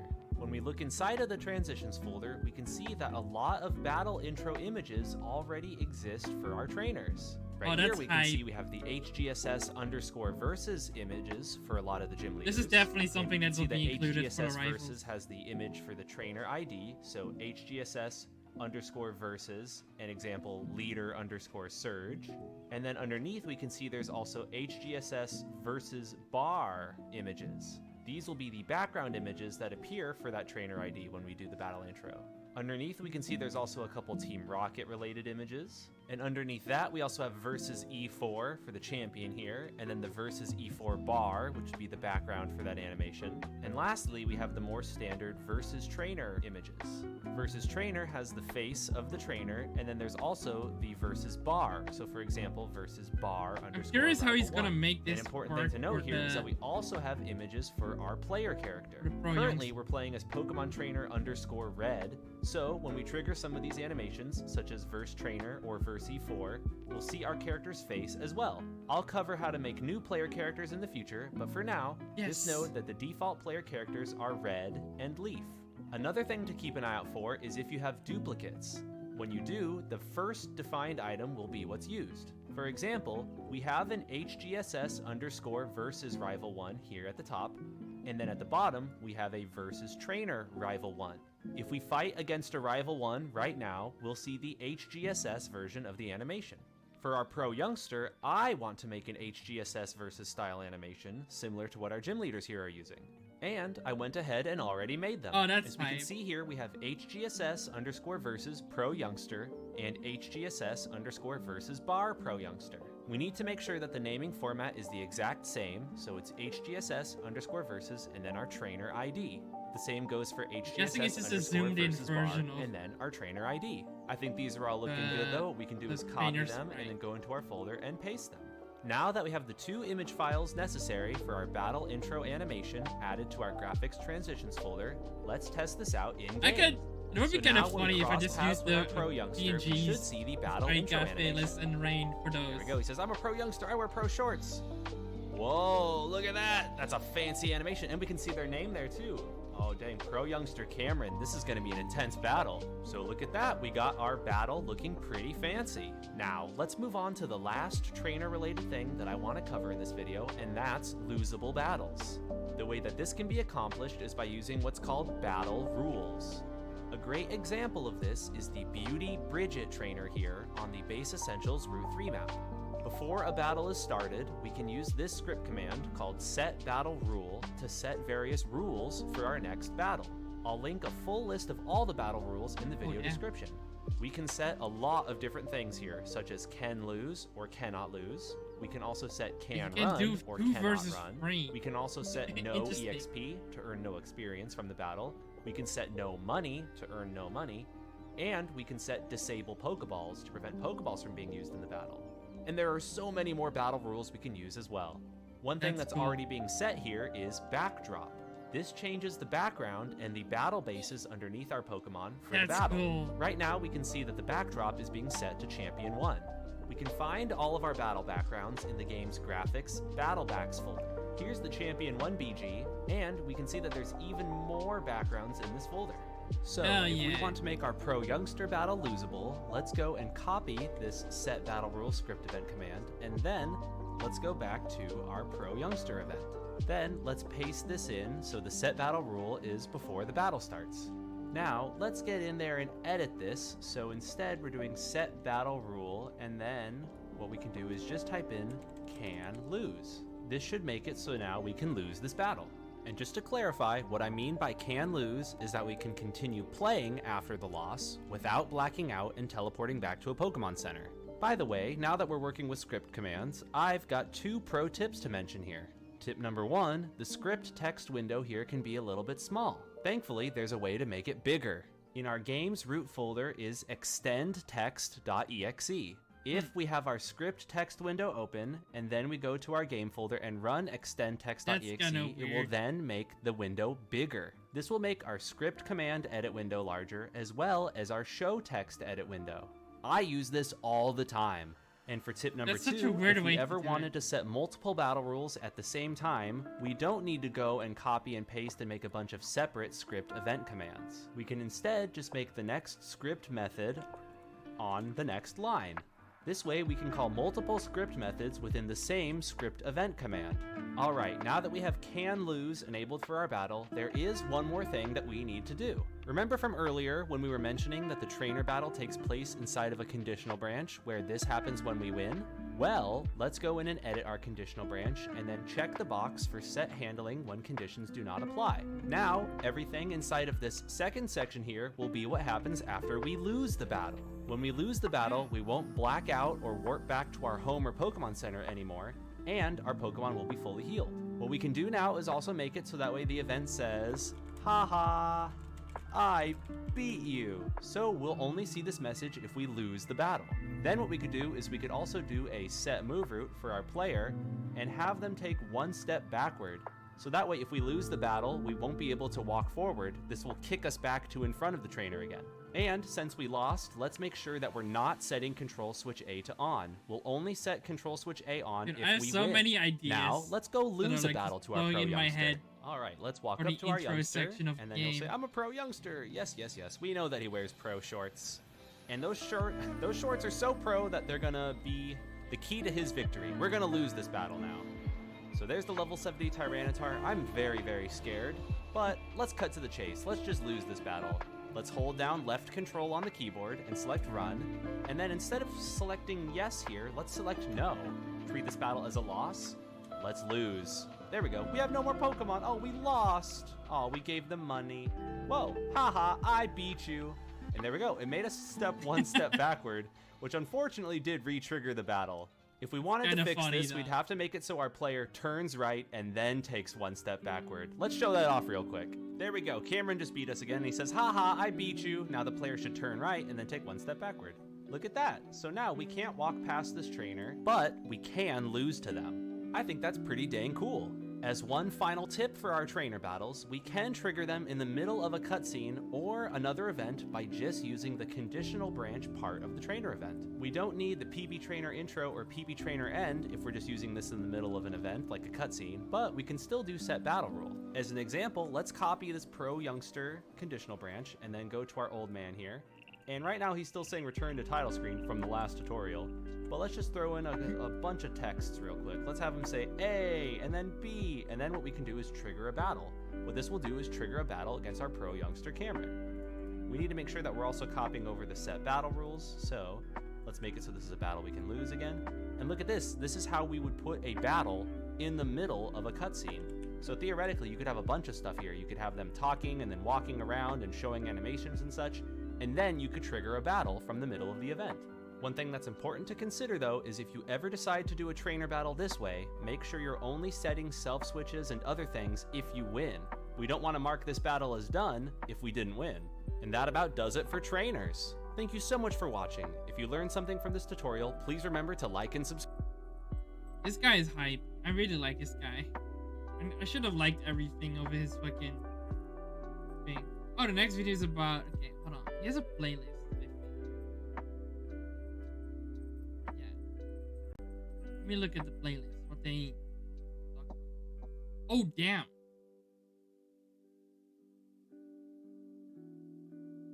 Oh, he doesn't even have, like, the new stuff. Okay, his last video was 2 days ago. Oh boy, okay, so he doesn't have everything. Oh, that's fine. Okay, he's gonna talk about more music, text commands, and fonts. That's good to know. Tile sets. Oh, does he explain how to make a tile set? Ooh. Okay, so these three are definitely very valuable. I would kind of have hoped, or I would have liked if he also already made like a thing about starter events. But I guess we just have to figure that out on our own. Which is fine. I think we could do that.